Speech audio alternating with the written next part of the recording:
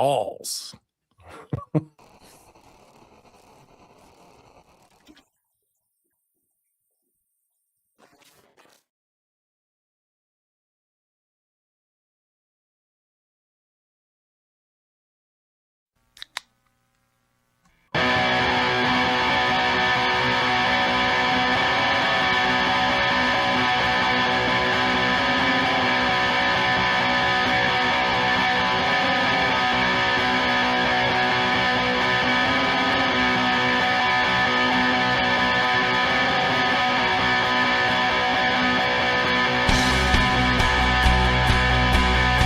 Welcome to the From the 108 podcast, starring the drunk uncles of White Sox Twitter. He's a Twitter-like whore, an Instagram thirst trap, and your grandma's guilty pleasure, BeefLoaf. A West Coast attitude in a decidedly Midwest body, MySoxSummer.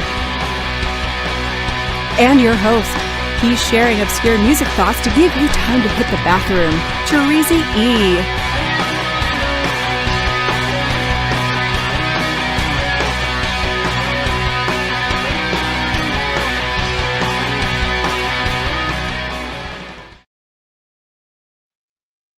Thank you, Chorizy. Welcome to the From the 108 podcast.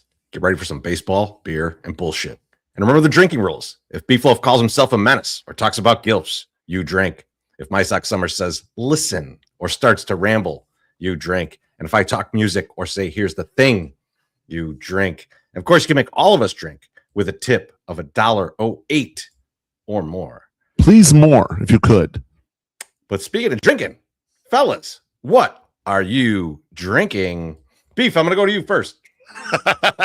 I'm trying to keep it where I mix it up each time. And so today we're going with the Blanco tequila. I got the Lalo here. Oh, dang. And, I wasn't sure I was going to have tequila tonight because I got stock of other stuff in the fridge. But I'm just feeling it a little bit. Just feeling the Blanco. Feeling like it's that kind of night, Treasy. We had no Sox game night today. Tomorrow, my work calendar, I got zero calls. Oh, boy. So we're going to go for it. We're just going to have a night, and the Drunk AMA is going to be what it is. We'll see what happens. But I'm looking forward to chat with you boys because we got a lot to talk about tonight. We do. Oh, Gabriel, I'm not sure what you're asking for here, but calm down. MSS. Yes. What are you drinking?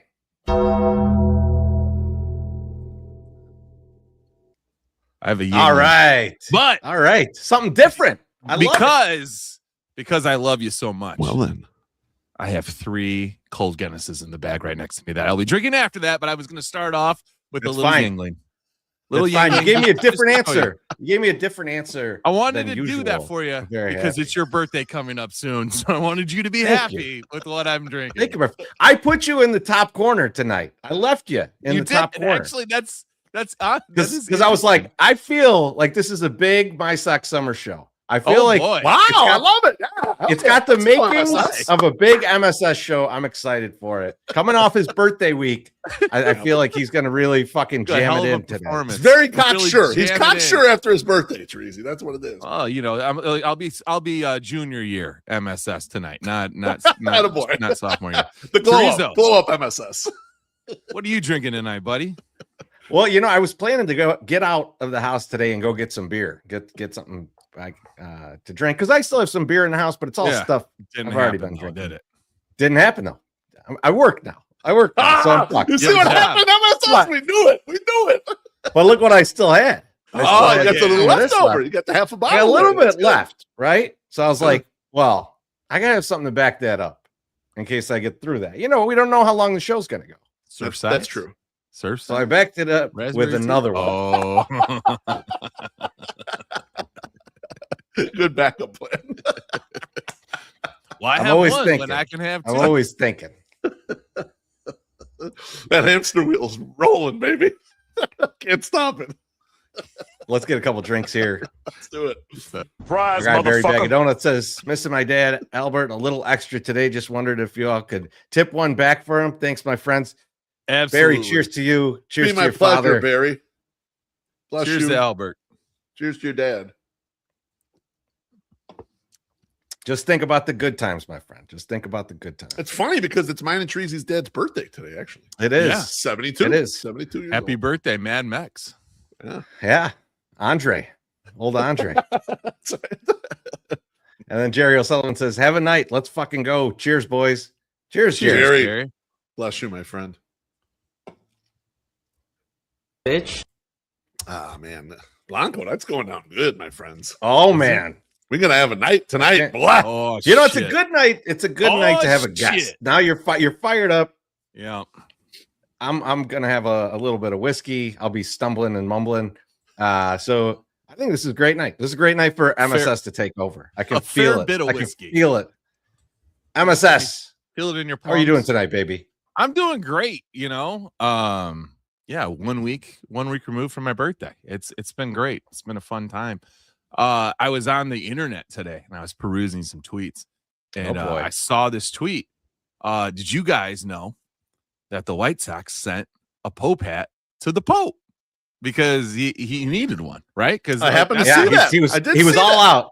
He was all out of Pope hats himself. We didn't have that one particularly. That's true. He didn't.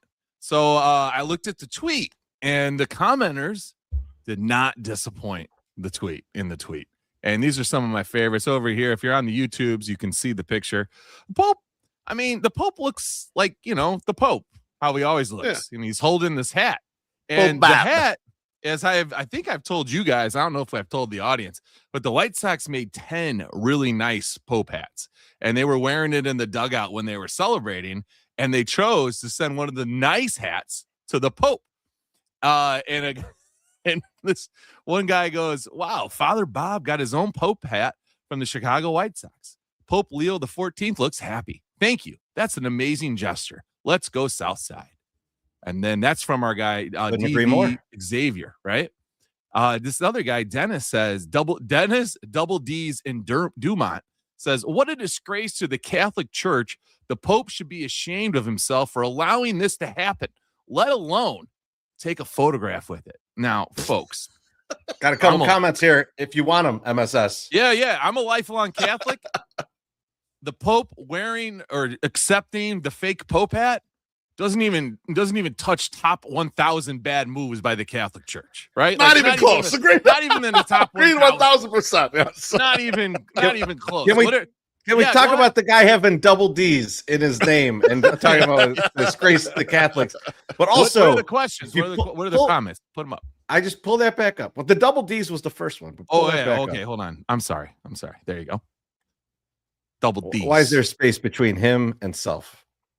Do you not know how that word is spelled, motherfucker? What are we doing here, Dennis? Why is there an apostrophe in D's? I feel like grammar has hit you very hard. That's why you have 50 numbers after your name, man. Exactly. Get your shit together. Haywood. I wish it would say Haywood Jablomi. I like those are the good ones, you know, but no, he didn't do that. The next comment I pulled out there that I really liked was our guy Pugs. And Pugs says that the Pope takes time out of his Pope biz to do White Sox bits from the Vatican is one of the coolest things of my lifetime. And I could not agree more. It is just really awesome. Absolutely. Somebody like as the the ear of God, and he is like seriously focused on the White Sox, like three jabronis that sit in right field. You know what I mean? It's just like it is just fabulous that we are like cut from the same cloth. We've probably all ingested Mr. Submarine subs, you know, according to the commercial, and he's the ear of God. It's just I think what it points out too, with regards to White Sox fans in general, is it's just part of your lifestyle. And so, besides the fact that he's reached the pinnacle of his career, he's still in on it. You know, I know people that are way top of their career. They're CFOs. They're fucking partners in front. They're still out there drinking beers and fucking hanging out the game. And so it's no different with the Pope, man. The Pope has got that ingrained in them like all the rest of us do. I love it. And he should Can get we stop calling him the ear of God? I want him to be the hand of God. Like I want some power to this motherfucker. So you want locusts and frogs, right, Tristan? Yes. Let's go. The locust. Don't say that too loud. Wally will get confused again. He'll think it's a high humming electronic sound going on in the outfield. Last one is from a guy that we see all the time. Social media sometimes okay. He says, I love the Sox, but that's the look of a man who has high integrity and has had just about enough of society's marketing and consumption. Does the Pope look happy in that pic? I don't think so. Now, I listen, think he kind of does. here's what I'm going to say. That's crazy. He looks like a guy that just wants to hang out with his friend, right? This is his friend, Father Tom, coming over from good old USA. He wants to get some tips. He wants to talk to him and see what's going on. And everyone's like, you got to take a picture of the fucking hat again. Oh, we didn't get it, or whatever. Maybe the guy that takes the pictures at the Vatican sucks at it. And he's just like, Jesus Christ. No, I agree with you, MSS, but I got a different theory on this. Look at him in the picture here. The Pope cannot cheese it up with a big fucking toothy smile all the time, right? The Pope's got to kind of look Pope-like, right? And so he's got a Pope, but he's got a little smirk, just a little smile going on there. You can't be like big teeth, like, and then, no, you know why? Because then you got to do it every time too. Then you got to do it every time. Exactly. And it's just not going to stick.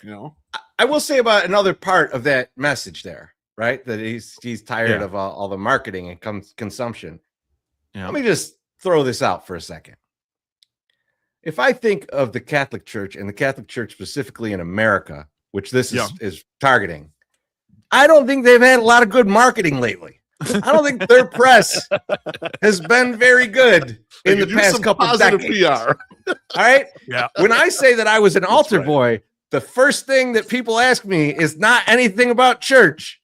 It's about getting diddled. Right? Like, so if that's the first question on everybody's mind, you should be fucking jumping for joy that they're asking you about the socks. About the socks. Take a picture with it. Yeah, no kidding. Now this is my favorite one. This is the last one, and there's the closer picture of the Pope hat, and this guy goes, that one is way nicer than the styrofoam giveaways. Folks, you think so? This is the leader of the Catholic Church. You're not going to send him a one of 60,000. A picture of the Pope and the fucked up styrofoam one that we have would be amazing. Would be amazing. So you got to give him the good one. So thank you, Mike Downey and team for sending. They got Chase Mydroth out there with the glove they give away on Kids Day either. So like. Those are really nice though. I know there's 10 of them. I'll never see one unless somebody that gets it dies and it ends up in the thrift store. But those pretty nice. I don't know why I would ever wear that. I told you guys. I don't think I told the audience, but I have an extra Pope hat because Mrs. Beef and I both got Pope hats, and we know a sort of big baseball personality. His name's Jeff Passan, and I reached out to him. I said, Jeff, would you like an extra Pope hat? This is a thing or whatever. And Jeff, cool guy. He said he's Jewish. He doesn't want to steal Catholic valor. So I appreciated that answer that he said, no, I'll hang on to it. Even though he's married to a Catholic woman, he said he's going to hold off on that. So, get it from all angles. I love this comment by Jared Sullivan. I got to ask MSS if he agrees with this. The Pope is a completist. He has to have all the Pope hats. Do you think that's true, MSS? I don't think so. I think once you get a really nice one, you're just like, I don't need the garbage. I'll take the good one. Thank you. Thank you for giving me the good one. So yeah, I don't know what he's going to do with all this stuff, because people keep giving him crazy shit. I know we've talked about that before, Chorizy. He's got to build a whole new extension, maybe he'll end up like our president and just building an entire trophy room on the side of the Vatican. I was an altar boy. Also, I didn't get touched. Am I cooked, Chad? I thought the same thing. We didn't get touched either. It makes you feel bad. It makes you feel kind of bad. It's like what was wrong with me? Guess I'm not handsome enough. And hey, when you were an altar boy, did you have an ass like that or no? Because that might, Well, you think the juicy double just appeared recently? Like, whoa! I mean, he was younger, he's skinnier, or did it come mature later in life? Can you imagine how that looked at 13, MSS? You wouldn't have been able to resist if you had that collar on. Little church wine in you? Oh man, you've been fiending for it. He looks a lot older than that, though. Not 13. He looks a lot older. But that's all I got. Another one for Senor Sox. He says, "Make Catholicism great again. Go Sox, baby." Cheers, Senor. Thank you. Cheers, buddy. Our guy Southside Tony, he says, "In the name of the Father, the Son, and the Holy Super Light Bucket, we're on a mission from God. Let's go." Tony, yes. Appreciate you, my friend. Then light up a smoke right after that. All right. Oh, they keep rolling in. Attaboy. Our guy Good like Pedro that. just gives us the sticker. Thank Bless you, you, Pedro. Pedro. Appreciate you. I got to send Pedro a code for his $108 in merch. I forgot to do that because I'm an idiot. My Get him bad. fixed Oh, up. man. Beef, how you doing on this fine evening? I got a couple quick hits for you guys. First Hell off, yeah. everyone and their mama has been hitting me with this tweet right here, and it is from NBC San Diego. It says the fart corner gives students a place to pass gas without leaving class and helps normalize a very normal bodily function. The article is about a teacher in Atlanta, Georgia, Candy Sydney Browning. She's 36 years old, and she calls the area of the classroom the gas station. She says she has kind of a weak stomach, and so what she allows her students to do is go to a specific corner of the classroom and just rip farts all day. Now, my question for you guys is not about the the ethical nature of this, or whatever, but if this got completely mainstream, do you think it would ruin fart culture? Fart culture is so fun right now, but if everyone's farting all the time in front of everybody, do you think it deflates the value of a good funny fart? All right. First of all, No. we gotta talk about this from the start. From the start. Okay. So for one, yes, Beef. If everybody's just farting becomes less funny. It's just there's a taboo to it that makes it funny. Right. Yes. Yeah. That's why. So Alex put this in here. If you went to all boys Catholic high school, the whole building was a fart corner. Yes. And it was less funny in high school because like anyone could just rip ass at any time. You had to be a little bit embarrassed for it to be funny. So, or you had to do it on somebody to make it embarrassing for them. Yeah, to be funny. No, that's true. Not gay at all. Totally not gay. Or you had to time it perfectly. If you had great comedic timing with your sphincter, See, if you could tighten it up and hold it, and then wait it for a good time to blast it out there, that was like kind of the way you could really do it. Let me ask a question to you guys though on this, because I'm trying to understand the whole situation. How gigantic is this classroom? Because probably not that gigantic. I don't think so. Because like a fart in the back corner gets to the front corner in lickety split, baby. It wafts through, man. Depends on the potency. Depends on the potency of the farter, of the shooter. Like these schools nowadays, though, they got like air conditioning, and probably since COVID, they have air purifiers. So maybe it's situated in the place of the classroom that will take care of it. Fart corner. It's like if you had to go in the coat room, if you had to go in the coat room to fart, now that would be different. It's not everyone here. However, you don't want all the farts getting stuck in the coats. That's a tough move, right? Everybody go home. Everybody go home to their family smelling like the zoo. It's like sometimes those families let those people out and they smell like the zoo too. My thought is there should be. I like the fart corner. I don't think it takes away the funniness of the fart at all. It puts you on stage to have to perform for the people and gives you a pulpit, as you would say, to like show everybody what you're really made of. So you could just have some real booger type farts that a guy that goes up there and just rips at. Oh, that was a belch. Sorry. Same kind of deal. But and you could just rip a real long, big fart, and like the people that would be really bad at it and do like little girly wimpy farts, you could just make fun of them. So that gives you some bullying ammo. And here's what I'm thinking, Loaf, and I think you're going to like this more than anything. Yeah. The possibility of somebody shitting their pants because they're trying to put together a really good fart. I was going to ask you about that. I was about to ask about that. 1,000%. That is way more likely to happen now than before. I was thinking that too. I was thinking, well, someone is going to shit. Like they didn't mean to it. They would have held this in. They would have gone to the bathroom and realized, oh, I got to shit. Too late. You're in the fart corner. Your pants are all the way up. You're 30 yards from the bathroom. You're not going to make it. You're going to shit all over yourself. But the defensive lineman has been eating the $1 menus off the $1 items off the menu. He's bulking up last week. What age group is this? Is just going to shit himself. I think these kids in this class, I think they're second graders. Okay. Oh, yeah, second grade class. So that's what this time group. To hone your skills. But no, here's that's MSS. A lot of shitting. I think that's MSS. a lot of I thought about what you said shitting. About being on stage like that, and I realized it might have hurt my personal fart development because I became a very good farter, but I don't think my shit was ready to go when I was in second grade in front of everyone. I needed to be in my room working on the pitch and holding this and the length and all that. You can't just go out in front of everyone and do your act right away. It's not always going to work. I think it would ruin my personal development. Adam Eaton also is against fart corners in second grade. He doesn't like it. You need to earn it on your own. I did like this comment from Alexandria. So these kids are just meant to stew in the farts. Yeah, I mean that's basically what you're doing to these kids. If you have a non-gaseous kid, that kid just sits there all day and gets farted on.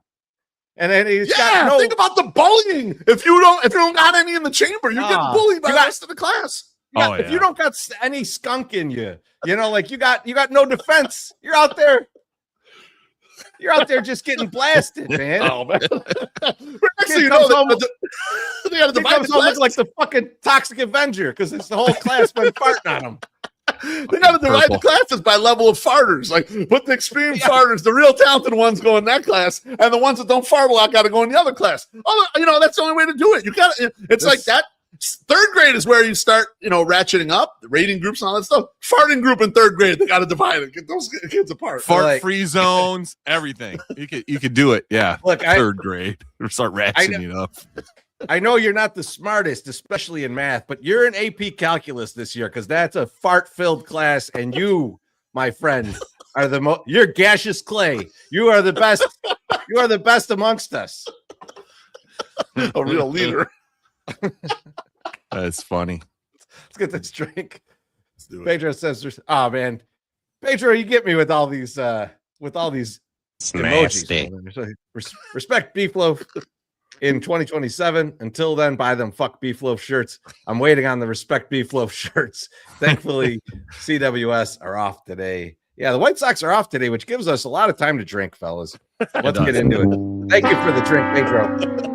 Dude, Pedro. Thanks, Pedro. Gaseous clay. I drank a whole Yingling already. That's familiar with this game. This is from Peyton. He says, "Imagine if Pope Bob decided to finally catch an episode of the 108 and joins during this segment." Cheers. He'd be so proud of us. He's an early riser. If he made it to that one, that is true. We got the Guinness back. We got one more in here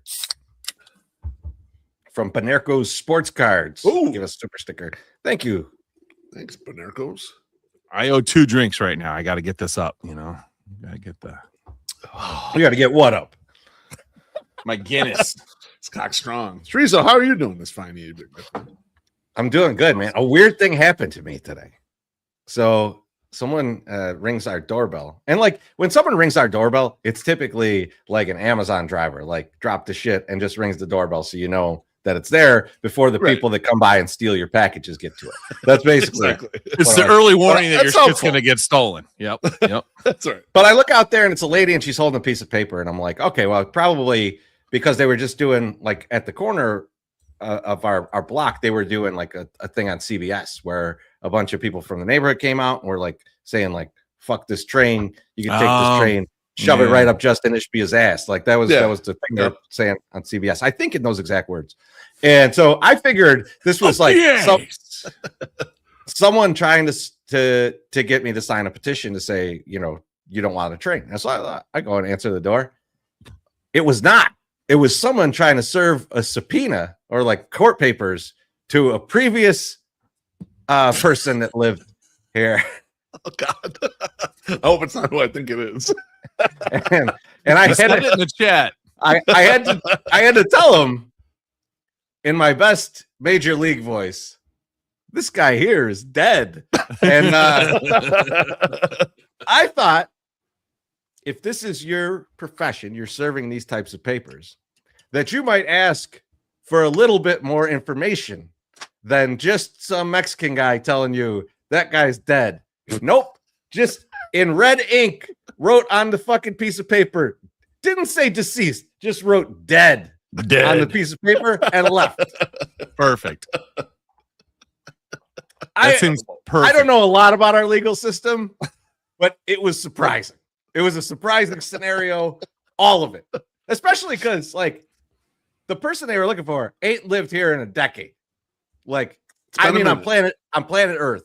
And so, so I was like, in all that time, You couldn't figure this out. And like it bubbled up today to finally getting the red ink of dead on their court papers. So we'll see how it progresses from there. This is a good one too. The Dave's not here, man. Yep, and it's 2 in a row. We got Dave's not here, man. Dave's not here, man. No, ridiculous. it's me. But yeah, I mean, like, I didn't know what to do in that situation. What can you do? I didn't know what information to provide. Nothing. But I was surprised on how little information they actually asked me for. So that's perfect. See, you would fit into organized crime very easily. Like you just said the one thing. You didn't go, well, do you need more information? Do you need me to say, like, no, you just said a little thing and they went away. So you look like a man of stature. They're probably like, I'm not fucking with this guy. He might fuck me up. So I'm just going to leave. Teresa, what happened first? Did he turn around and walk away, or after you saw him dead, did you just shut the door on him? Let's stop this for just a second, because I think everybody's making assumptions. This is a she that came to my door. Oh, really? Okay. All yeah. right. Yeah. And so, maybe but she just wanted to get down with she literally just wrote dead on the paper and then goes, oh, these are nice. What are these, like condos or something? And I was like, oh, they're townhomes. And then she's like, cool. All right, have a good night. And then she left. No, something else happened there. You were lied to. Something else happened. MSS or something else going on here. I do not believe that that's what's actually happened. Did she drop you on the ground and try to make you bend over? If Chorizy was serving me papers, I would have got him. She would have made sure she was here. I'm not saying that. Maybe they're scoping out the joint a little bit. She's giving a good look inside. No, she's like, fucking Mexican is lying at the door. He's lying to me. I know that motherfucker's alive. Probably he's in there. He's in there. I'm gonna come back later. I'm gonna cat paw his door. All right, MSS, it's time to pay some bills. You want to pay some bills? Let's pay some bills. When you're on the road with the people who matter most, second best isn't an option. Mazda was officially named Consumer Reports' first ever safest new car brand in 2026, an evaluation that sets up a new benchmark for how effectively modern vehicles help drivers avoid crashes and protect occupants when one occurs. Mazda doesn't hide protection behind expensive tech or upgrades. Advanced eye active sense safety tech like automatic emergency braking and blind spot monitoring comes standard on every model. Top tier safety meets a drive you'll actually love. Mazda delivers vehicles that meet the highest standards of safety while staying true to the joy of driving that defines Mazda. Jesus Christ. One Yingling in and I'm fucked. Ready to take a test drive? Visit Mazda of Orland Park at 8910 West 159th Street in Orland Park, or schedule a test drive online. Check out our current selection of Mazdas on MazdaOrlandPark.com. Mazda of Orland Park, keeping Sox fans safe all season long. All right. You guys know when big news happens in Chicago media, you got to call on the big guns. He's the Sun-Times deputy sports editor and media columnist. He is Jeff Agrest. Jeff, welcome to the show, my friend. Welcome back. Good to see you. I almost wrote that on there. The returning guest, Jeff Agrest. I almost made 108 regular guest, Jeff Agrest. I think this is going to happen again because there's going to be a bomb that goes off after this experiment at 670, and we're going to have to talk about it in about 3 months. After Bears season. I'll be here. I'm flattered and delighted to be with you guys again. Thank you for having me. Yeah, thanks for coming back. Thank you for coming back. And so, I mean, obviously, I have to apologize to somebody. I don't know who. I was at the Reds. I was covering the White Sox in Boston, and I got on a plane, and there was a dude in a 108 hat in the among the seats on the aisle. It wasn't any of you guys. No. Up there, and they had a 108 hat on a flight. I think we were coming back. I forget if it was to or from, but I was going to say hello, and I just froze and didn't. And I apologize to that person. And I just thanked them for 108ing, and I completely choked. So I apologize to that person. That's okay. Jeff, if it was on the way back, it's probably appreciated because they were probably just trying to get through a hangover flight. Right. They're probably like, I'm sweating. I'm glad no one's talking to me. So I think been a long you're all day. right. I think you're all Maybe right. you're right. That third game was unbelievable. But yeah, I can Oh, understand. it's a long one too. Yeah. Yeah. Absolutely. Now, Jeff, big moves at the Score recently. And so first off, I mean, let's get to the people let go, which are Marshall Harris and Mike Mulligan. Like, in a vacuum, do you think that was the right move for the Score? Yes, on both fronts. Marshall, one of the nicest guys you'll ever meet, I'm told, and I fully believe that, was never a fit from the beginning. And that's just, and when I say from the beginning, like, it worked with him and Dan Bernstein because Dan was there to carry the load, and Marshall could rein him in if things got a little wacky. That worked. Now, it was because of Dan, but Marshall was a good sidekick there. When Marshall had to carry a load of his own with Layla, that became a problem. And then you added Mark Grody, and then you got a three-headed monster, and that was difficult. I'm sure it was difficult for everybody. But Marshall just wouldn't. He wouldn't really criticize. He would. He had just not enough, and it didn't seem natural to him to be negative. And in sports radio, there's got to be some pushback, and I would love it. Yeah. You could sense it when Layla would push back at something Marshall would say and make him a little uncomfortable, and he perks up your ears.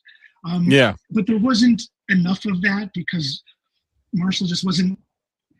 I wrote when I was reviewing the show, is there going to be enough information from him for us? Like, is he going to be interesting enough to care about on a professional sports talk platform? And it just wasn't there. Yeah. And Mully, Mully's time had come. I'd heard they'd been looking to make a move on him for a couple of years. And I think it got to a point now where it was evident that he just, look, don't call me an ageist, but it got to a point where he couldn't do the job very well anymore. His thoughts trailed off. He always had issues with meandering thoughts and never finishing a question or getting to a point. And I think it became noticeable on the air. So no problem at all. It's you never want to see, well, I was about to say you never want to see anybody lose their job. I take that back. There are some people you do want to see lose their job. Who, Jeff? Who do you want to see lose their job, Jeff? That being said, you never want to celebrate. You never want to celebrate somebody losing their job. But Right. in a vacuum, yeah, those were the right moves. I agree with them wholeheartedly. So now they let those guys go, and then they jump in and they hire Jared Payton. Yeah. My first question is why, and the second question is, what is Mitch Rosen trying to signal with a move like that, with putting Jared Payton in that spot kind of so quickly? Like, a lot of times when these things go down, what you'll have is like some group that's rotating through while they kind of do a little search and decide who they want to put in there. This seemed very immediate. Yeah, they've been after him. They were interested in him for a long time. And I think his arrival shows the importance that the Bears play on that station. Really on any station. Like the Bears still, they talk about them year round on both sports stations in town. And the reason is people still, at some point I get a little tired of it, especially in June and July. But especially when the baseball teams are good. Yeah. Right, exactly. People will talk about them all year round, and having that connection to the Bears that Jared has is huge, and I think that's going to be a big driver for them, because I have more anecdotal evidence than I do factual evidence, but from the numbers that I've seen in years past. So that would be factual evidence, but I don't have it in front of me. But the ESPN 1000 has the Bears' rights, but people tend to go to the Score to talk about the Bears on Mondays. Okay. So while ESPN has a great Sunday lineup, I mean, dawn till dusk, they're talking about the Bears, including the game. I don't think they get the audience to talk about them on Monday like the Score does. Those numbers I had seen in years past. And so with Jared Payton and the connection he has to the team, that just shows you when we wake up, we're going right to talk Bears. on a football Monday, a football Friday, and that makes all the sense in the world.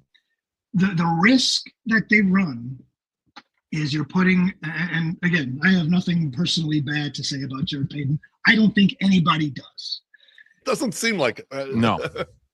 But you got a gentleman who has been on a half-hour sports talk show, probably reading from a script. Not that he can't improv. He's done that on the Score. He's been on their shows. He's been on all of their shows.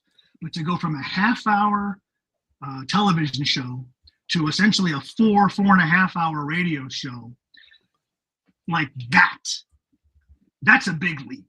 Like, that's going to be, after that first show, he's going to be tired. Yeah. That's a week of work for him. That's a mental grind.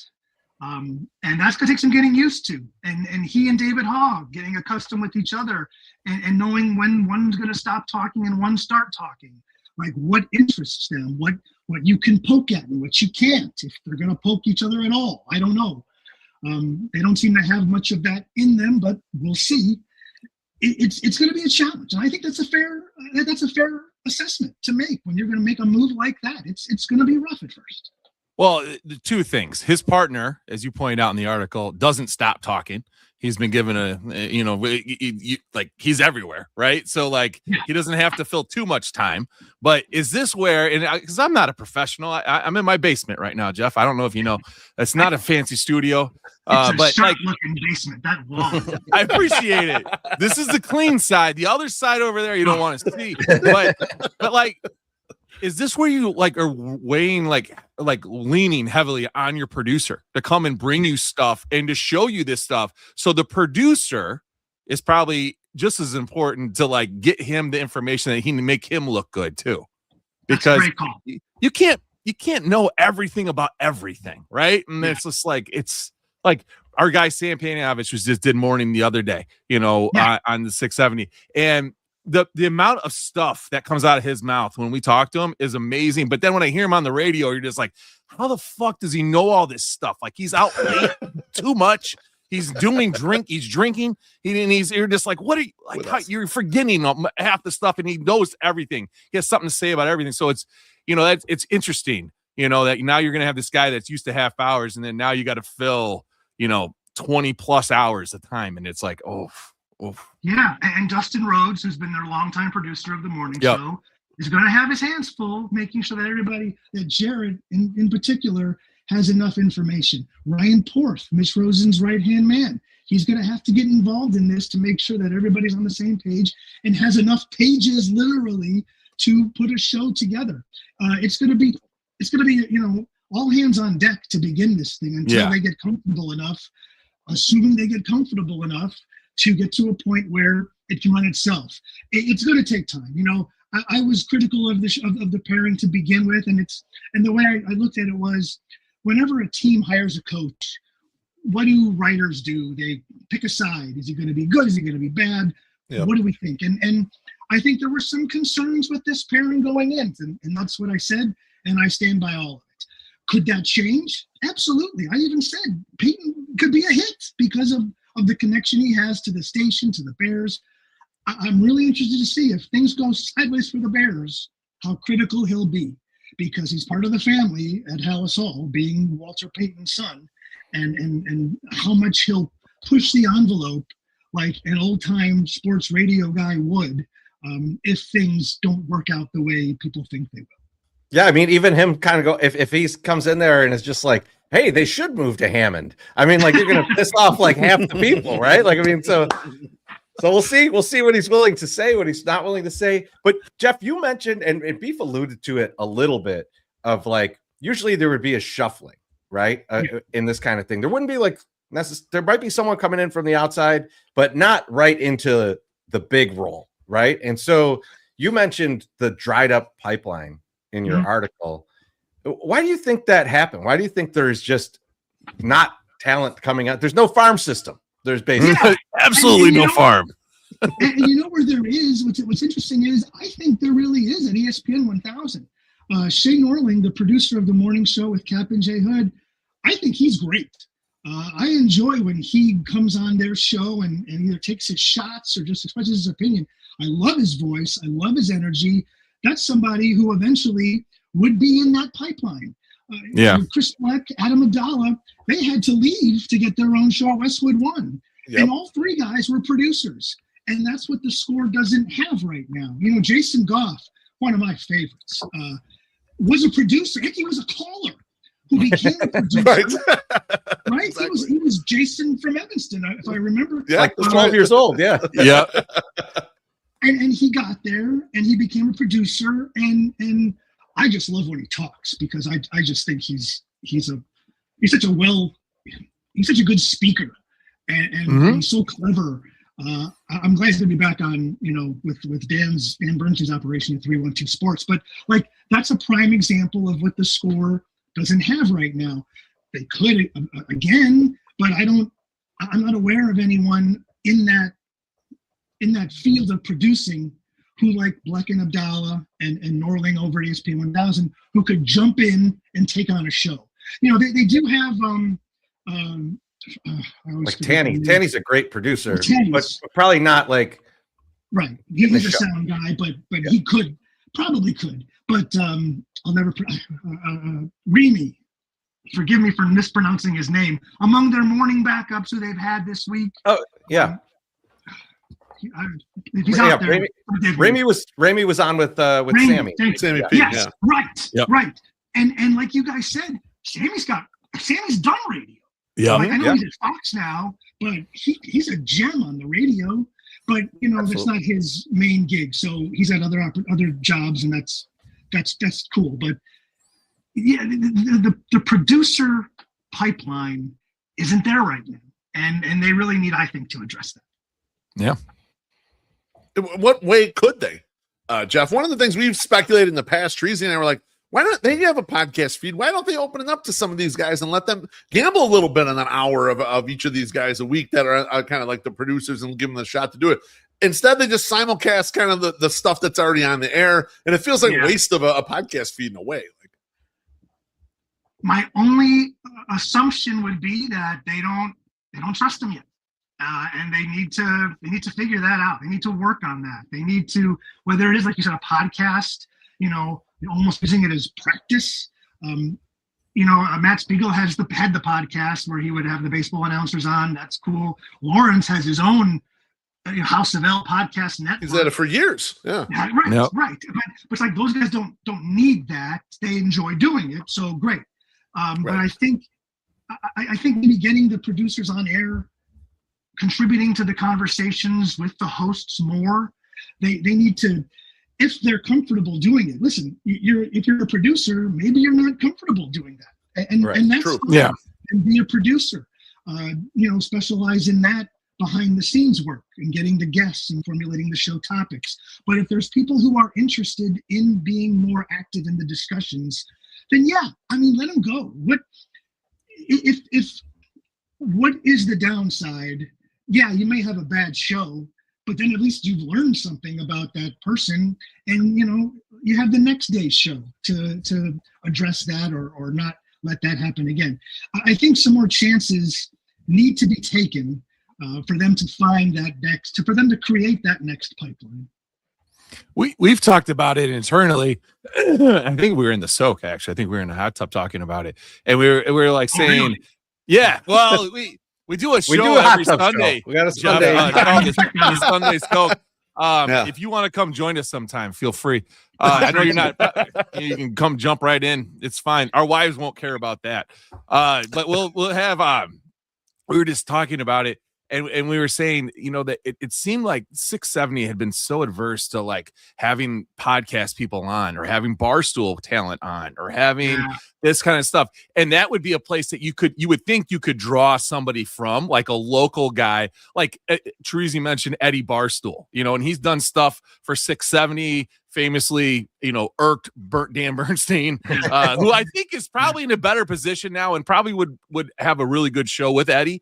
But it's just like that kind of a talent, could come on and do that. Like Eddie is perfect, but like there's even lesser guys on there, like White Sox Dave, that could potentially, like he couldn't run a show, but like he'd be entertaining at least. It'd be fun. Mitch wouldn't trust him with the cough button. No, 0% chance. Yeah. I can't swear. That's a good point. And to that point, they do have a relationship now with the bigs, with Herb Howard, who I have enjoyed, and even ranked him a couple of years ago because he's got a good on-air personality, persona, great knowledge of the Bears. He's at practice every day. So they are adding. So I think by moving Mark Grody into a show driving position, this is kind of starting to make sense now because they got the bigs relationship before training camp started. So Herb Howard becomes sort of your pseudo Bears reporter that Mark Grody was. He's now driving a show. They have Chris Emma, who I enjoy hearing on BBM and The Score for his updates. Maybe they can get more on it. They can use him more as another Bears reporter, their own Bears reporter. Because what somewhat bothered me was, okay, you bring in the bigs who are great, but at the expense of your in-house guys. Like the last thing I think you want to do as an employer is put down the people who are in your house. And by having the bigs come in, they inherently jumped people who may have wanted an opportunity at doing that. I'm not saying that the bigs aren't good. It was a great move. But also remember to take care of your own people because those are the ones you're developing. Talking about pipeline, that's how you do it. You support your own people. And I hope that they do that with Chris and others in that operation. Now, this is a tough topic to talk about, but are we watching the end of 670 or terrestrial sports radio in general? Do you know how many times people have said they're dead? Too many to count. Like that's why I'm asking the question. They're not going anywhere. The one thing that I think remains constant is the brand. It's like we're talking about it. I'm writing about it. People still care about it because it was the first one here. For all that ESPN 1000 does well, they don't get that kind of traffic. Now, they don't generate that kind of traffic. They don't make this kind of news. They've had the same lineup almost a decade, it seems like. And right. You can debate whether they're not switching around the deck chairs very much. Exactly. Yeah. Right. But I mean, so, Jeff, how long can you last on just brand recognition? I mean, no offense to the people that are on air right now. Yeah. We're past the era of when, that personality is on there. And I think Danny Parkins or Dan Bernstein, depending on who left first, who was out of there first, it's kind of like the last one of like, you listen to that station because of that person. And now it feels like it's a little more, you just stick with the brand. But a lot of people don't stick with the Score all day. They're listening to podcasts and other things. And I think to me, since I wrote that question, that's a little more what I was thinking. It's like, not necessarily that it will be dead business, but like it's fading into the, there's podcasts floating in and around you here, like kind of that type of stuff, It's a tough environment. And I don't know how. So it's how do I say this? There's so much media. So many options. It's overwhelming to decide what to use your precious time for to listen to. Like, you only have so many hours in a day. What am I going to to even think about having to maximize the time that you spend listening to content, period, on what's best. It's unfathomable to think that you're going to make those decisions and be satisfied with them every day of the week. Okay, I listened to that and I'm happy that I listened to that. So you got to kind of think, the way I look at everything now is there's video and audio. There's not TV and radio. I think we talked about this once before. Yeah. Like TV is now video, but radio is now audio. Because if you look at where the Score is, they're everywhere. They're on YouTube and they're on Twitch. In September, they're going to be on Sirius XM. So they're trying to spread their seed everywhere. So they are among the shows like yours and other podcasts so they can compete with them, because that's where everybody is now, is on YouTube and whatever podcast platform, because the radio shows are now competing with the podcast shows. But they're really all the same because they're all audio. And it's just going after the same advertising dollars. Yep. Yeah. They take our advertising. I get overwhelmed And this is I think about this, like, what do I want to listen to now? Well, I have my list of podcasts that I can possibly keep up with. Right. So at some point, I just say, screw it, I'm not going to listen to anything. Like, you got to be able, like, that's like paralysis by analysis. I'm going to listen to Spotify and listen to music. Fuck all the 12 podcasts I lined up. Spotify or whatever. But it's a great point by you. Why am I listening to the score?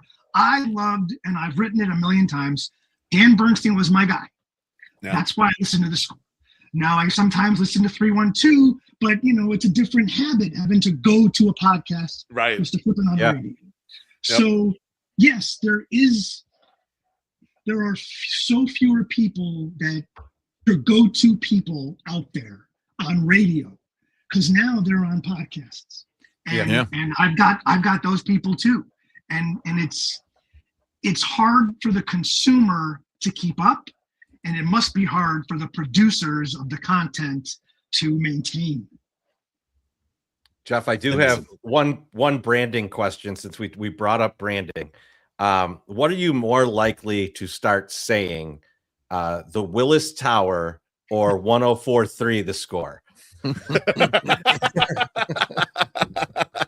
Wow, that's a good one. Probably 104.3 The Score, only because I hear it so many times. And it's everything was better when you were a kid, right? Everything was. And when I was a kid, it was the Sears Tower, and it was.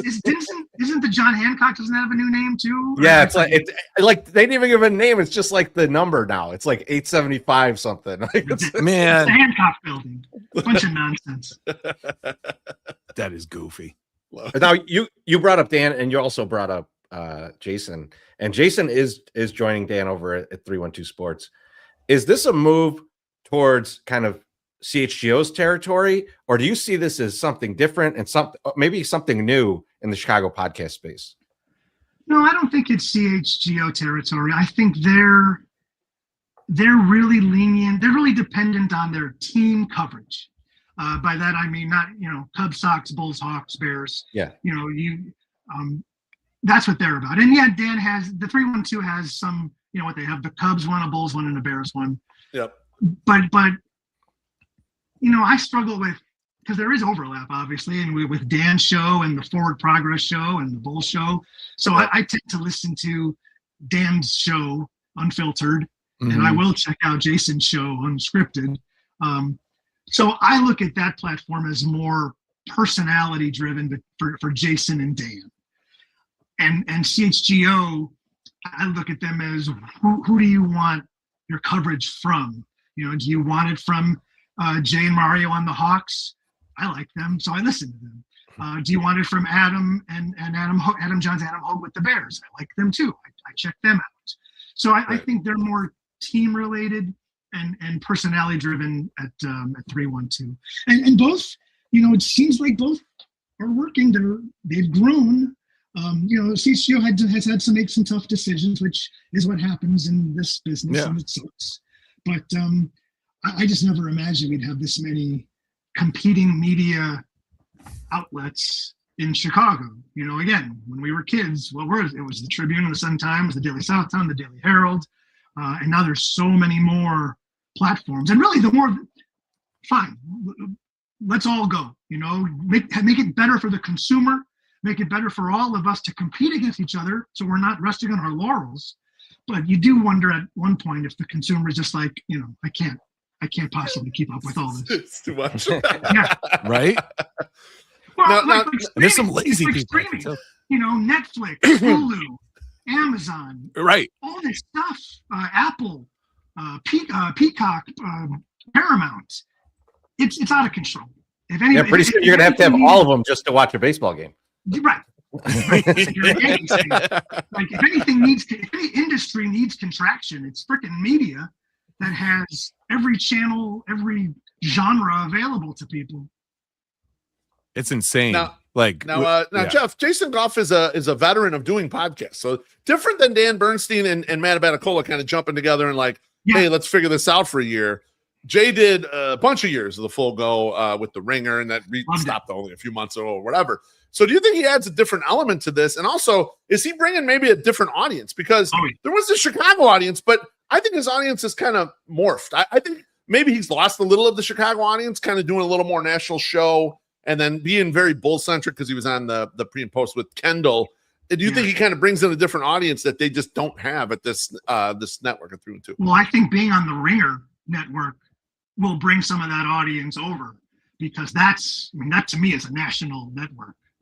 Bill Simmons, what he's done over there, and I'm a longtime admirer of his. What he did that thing came from scratch. The Ringer. I know some of it came from Grantland that ESPN folded. But still, this network of podcasts, I love the Press Box podcast with Brian Curtis. That's one of my go-tos, and that's on the Ringer Network. So I think Jason will bring in more national people. He'll have a national football show that will bring in some of that audience too. But I think Jason has his loyalists, like among myself, who will follow him wherever. I haven't checked out the Athletic show. I've never seen it. I haven't seen it either. Yeah, again, you can only watch so much. Exactly. But if it's not that easy to find, you're like, or not promoted that much, you're not going to find it generally. That's right. I'm excited to hear. There are a few people I think who can just open the mic and talk. Just talk. I'll sit here and listen. And I really think Jason and Dan are two of those people. Yeah, they know how to be entertaining. Yeah. Jeff, you have you're the holder of the Chicago Sports Media Power Rankings, and you rank the Chicago markets talent exclusively on TV, radio, and podcasts based on appeal, quality, longevity. See, I knew I was going to do that. Yep. And I'm not even going to repeat it. You know what I'm trying to say. Yeah, there you go. And personal preference. And we're gonna hear from our friend Slim Mick in about 5 days. He's going to say, well, how can you not pronounce that? Our friend, as we talked about earlier, friend of the 108, Sam Paniotovich, is back in town. We want a campaign to get him on this list next year. What can we do to get him up there? Like, he's already doing beer bongs at preseason Bears games. There it is. Like, I think I saw him. Did I even say it? Oh, I have such a lousy. I saw him in the Wrigley Field press box before a Cubs Sox game last week, the Monday night game. And I asked him, like, dude, did you know what you were drinking? Like, he didn't even ask. No. I couldn't do that. But I think if I didn't say it, I thought it, like, that gets you ranked. Like, there you go. That's all right. Deal. You're no lower than 20. For the courage of there we go. All right. Television. I mean, what the heck could have happened if he didn't like what that was? Like, it just shows you his history. He's got a tolerance that is incomparable. So it's not a long shot to say that he'll be on that list. And same with Jim DeShays. I've adored him for years, but I've never given him the right the proper love on that list. He's got to be on there. But just the courage it took Sam to without even a thought. I was, like, that emoji where the eyeballs, I was like, did I just see that? Now, have you, like, my last thing for me, now that you guys have hired James Fegan to kind of take over the White Sox duties, are you finally getting a well-deserved break? Because you were going back and forth between both stadiums, doing everything. I was like, Jeff Agrest is running the entire sports department at the Sun-Times. Seems like it, right? He's writing everywhere. I would. My dream, and I wrote this, was to cover baseball. And I was trying to push off hiring a White Sox, my boss to hire a White Sox guy for as long as possible. Because I had the greatest time. It was so great. We got, after that Detroit series that they swept, our flights, Scott Merkin, and Lamont Hope, our flight was canceled on Sunday night, and we were stuck there overnight. I didn't even care. It was such a blast to have good company. Like, Merck's the best. Was Merck complaining the whole time, or was he like, "Hey, I know this bar we should go to"? He might have been a little disgruntled, but he handled it like a pro. But I had such a blast covering baseball. It is my favorite sport. And to be at a ballpark as often as I was awesome. I did not get tired of it. Even though I got tired, it was awesome. And the one thing I'll say about James is, like, because I wanted the job.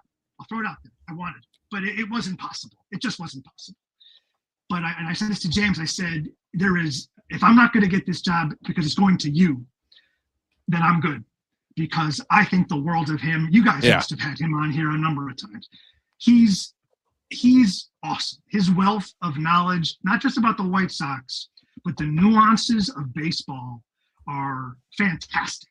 And the fact that we have him and Vinny Duber on our baseball beats now, and I'm honored to be able to fill in for them on weekends, which is that's how I'll get my kicks on baseball from now on. But I know they're both pals, but they're both awesome, knowledgeable people, and we've raised our baseball game coverage so much, and I'm just so happy to have them both on our team. What was like what was the reason that you're like, we need to get a White Sox reporter? Like what? Like because they're doing so well, and now you can see that people need that coverage, that exclusive coverage, or was it you just? I don't know. Well, like what? Why? What pushed it over the edge? Was like we need to steal this guy away from Sox Machine. We were gonna. So I'm trying to remember. Like there probably wasn't. When I was doing it in like April and May, and maybe even into June, there wasn't the urgency yet to get it done. Because one, I was doing it. Yeah. But also they weren't like, I don't know if they had caught. I don't know if everybody took them seriously. Believed. It was the belief thing, right? Yeah. Right. Yeah. But then Us as they too. kept going, we're like, something, we've got to get this done. And that may have helped. Now that I'm thinking about this, that may have been like the final like push. Okay, look, we were always going to hire somebody. We're not going to be that paper that doesn't have a White Sox report. That's like The Athletic. Yeah. Nevertheless, Yep. we're not going to do much. that. But I think it may have taken that last push of their winning to get us to finally say, okay, we're getting this done, and we got to move on this now. And it took some time still, and it's turned out great because James is off. I mean, he hit the ground running. Oh yeah. And he's fantastic. So I'm thrilled. But if you look at CHGO, they didn't have Sox coverage until this all happened, and now they've got back on board. Yep. With Herb. Herb's back. Herb's back. Fantastic. So like sometimes it takes. Winning cures everything for everybody, and it helps out media. Like a winner, it's the tide that rises all boats, right? Yes. And that's going to help us. That's going to help us here too. So winning helps everything. So I'm assuming because the Sox have winning so much, you now love John Chorizy. You love him now because it's easier to palate when it's winning than it is when they're losing. You love him, right, Jeff? I knew it. Jeff, you can tell him to shut the fuck up. You can I swear. was waiting for you to jump in and end the interview, but of course, MSS can't help himself. I'll answer everything. We should be best for last.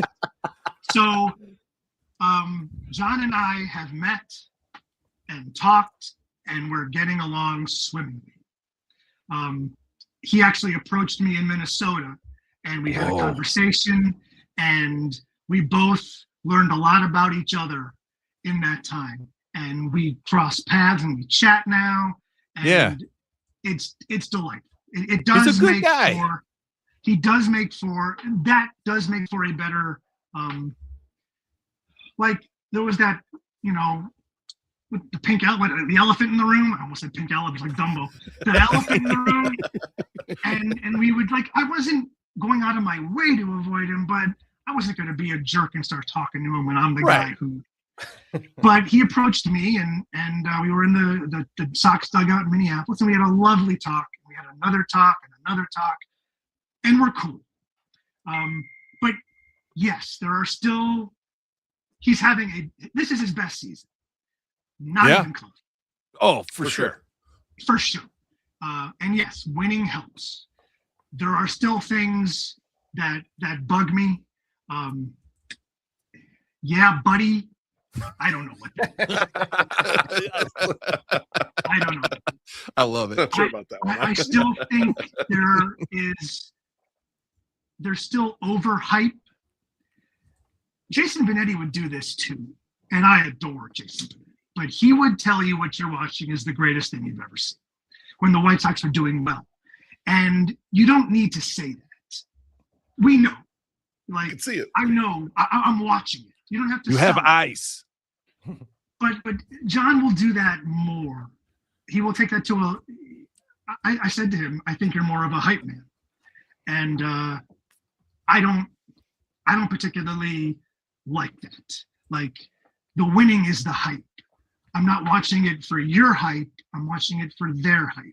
And when he says, right field is packed and there's 30,000 people there, I can see the upper deck isn't full. Don't tell me it's packed.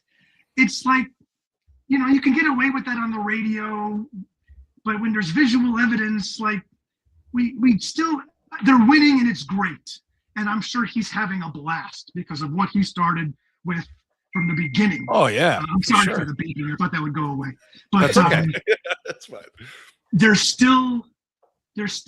still a little much for me. And it's baseball. Like, this isn't football. This isn't basketball. We get this every day.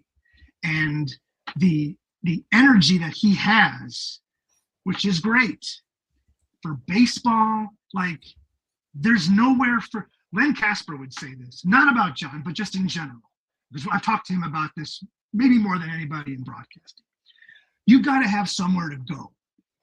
If Andrew Benintendi hits that home run in his first season, against the Rays, that, for all the haters out there, it was April 27th or something stupid like that. If that's your zenith, if that's as high as you're going to get, what are you going to do in July? What are you going to do in September? Yeah. Like, he's always at the highest of the highs.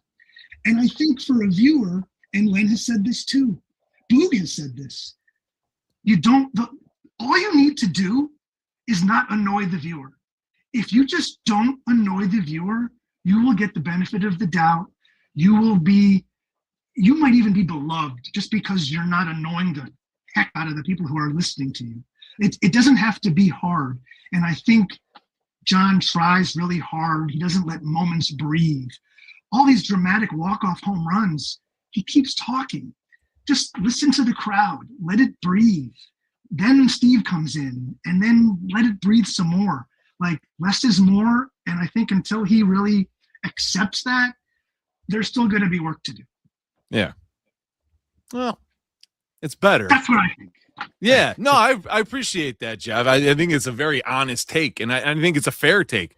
And I think he'd probably say some of the same stuff too, that he's continuing to learn and all that. And it's just interesting to see the flip this year when, like, I go on Reddit, and not against my own health advice. Like, I go on Reddit and read a lot of comments and stuff, and it's like this year, people are much more willing to accept it and actually make threads and say, you know what, this buddy guy is really growing on me this year. And it's like, because the team's fun and it's good.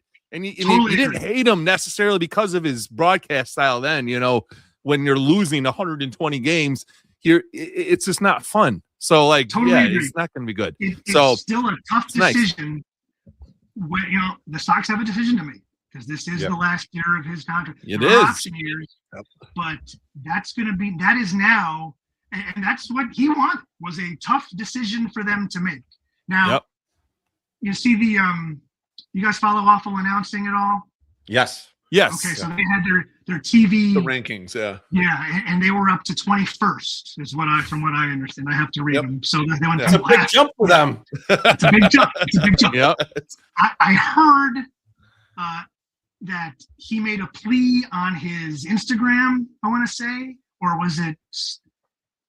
What's the one that disappears? It's not Snapchat. I think it was Instagram. Reels? Snapchat is the disappear one. Instagram. He's the stories disappear. Stories. Yeah. Okay. So, like, I heard he made a plea.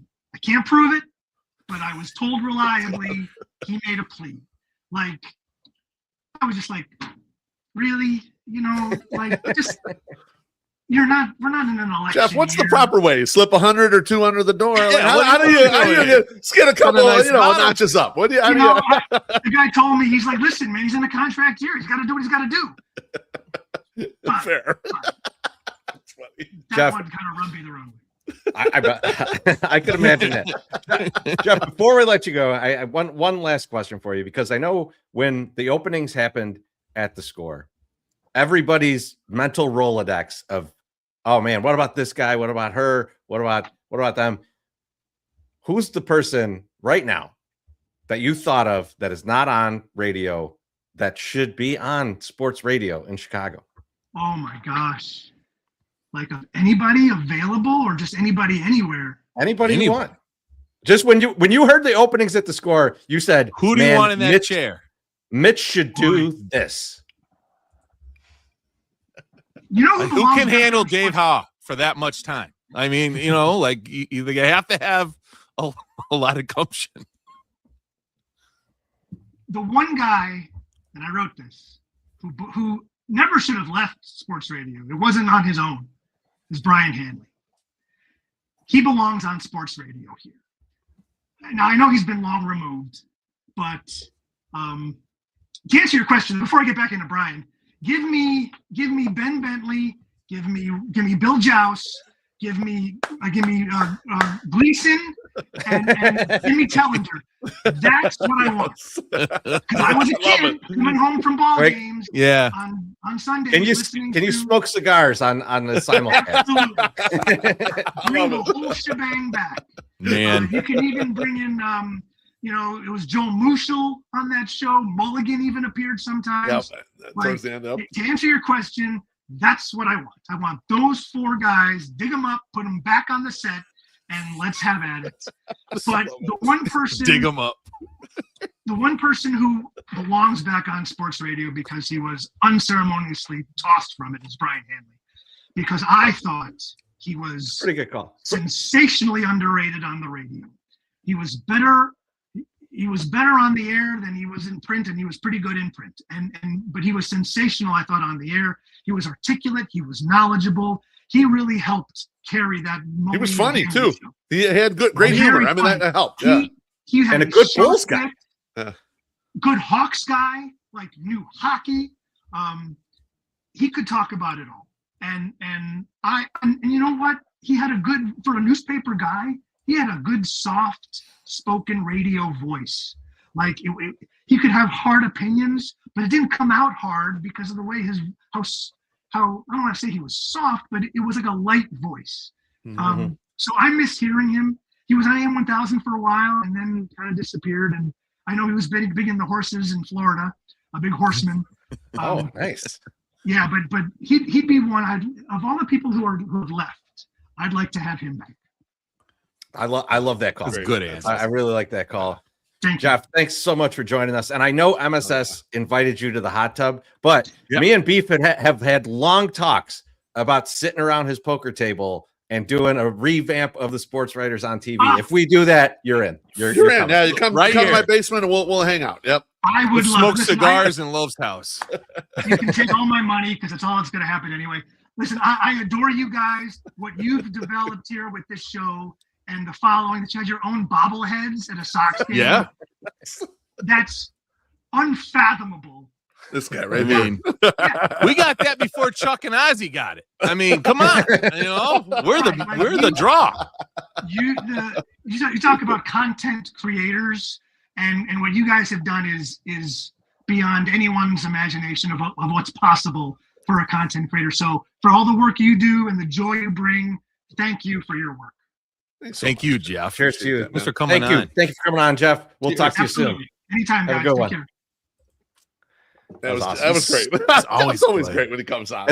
I like the baloney name the show. The Sports Reporters. That's that poker table still has all the pickle juice from when we interviewed Sammy P. Yeah, when we brought on COVID way back when. So let's get a couple drinks here. When we were ground zero for COVID. Yes. We were ground zero, yes. Pedro really wants us to have some drinks. So he's give us a super sticker. Cheers. Bless your heart, my friend. No. Just poured it. Then he gave us another one. Oh. Again. Cheers, Pedro. Thank you. He's a fantastic guy. Him. Now Pedro said, "Cheers, Jeff. Stay thirsty. Let's fucking go White Sox." Yes. Hashtag 108. Hashtag 108. That's Baby. Cheers, Pedro. One last one from guess who? Pedro. He says 670 to score. Should rotate podcast personalities like From the 108, Chicago Sports Bum, one night a week. It would be a quid pro quo. Help out both. Cheers, Pedro. Cheers. Cheers, Pedro. I do like what Jerry just said.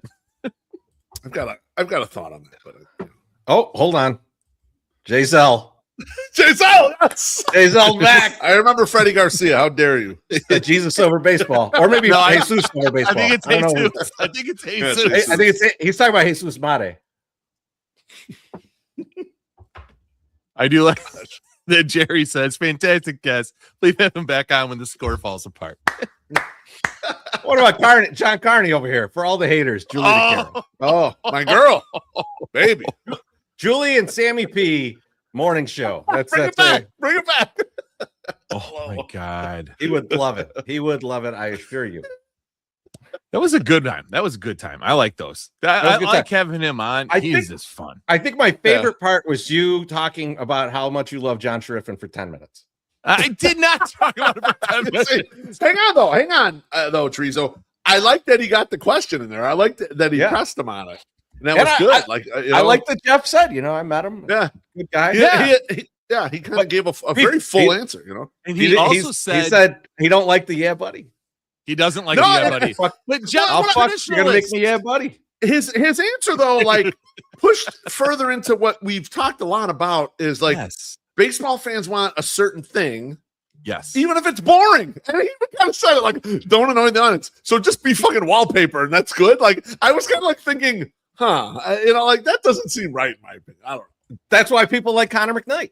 That's why people like Connor. Well, You see, you're trying to get me in trouble again. I didn't say nothing. This- I I said said it. I'm not saying nothing. I said it. he I said it.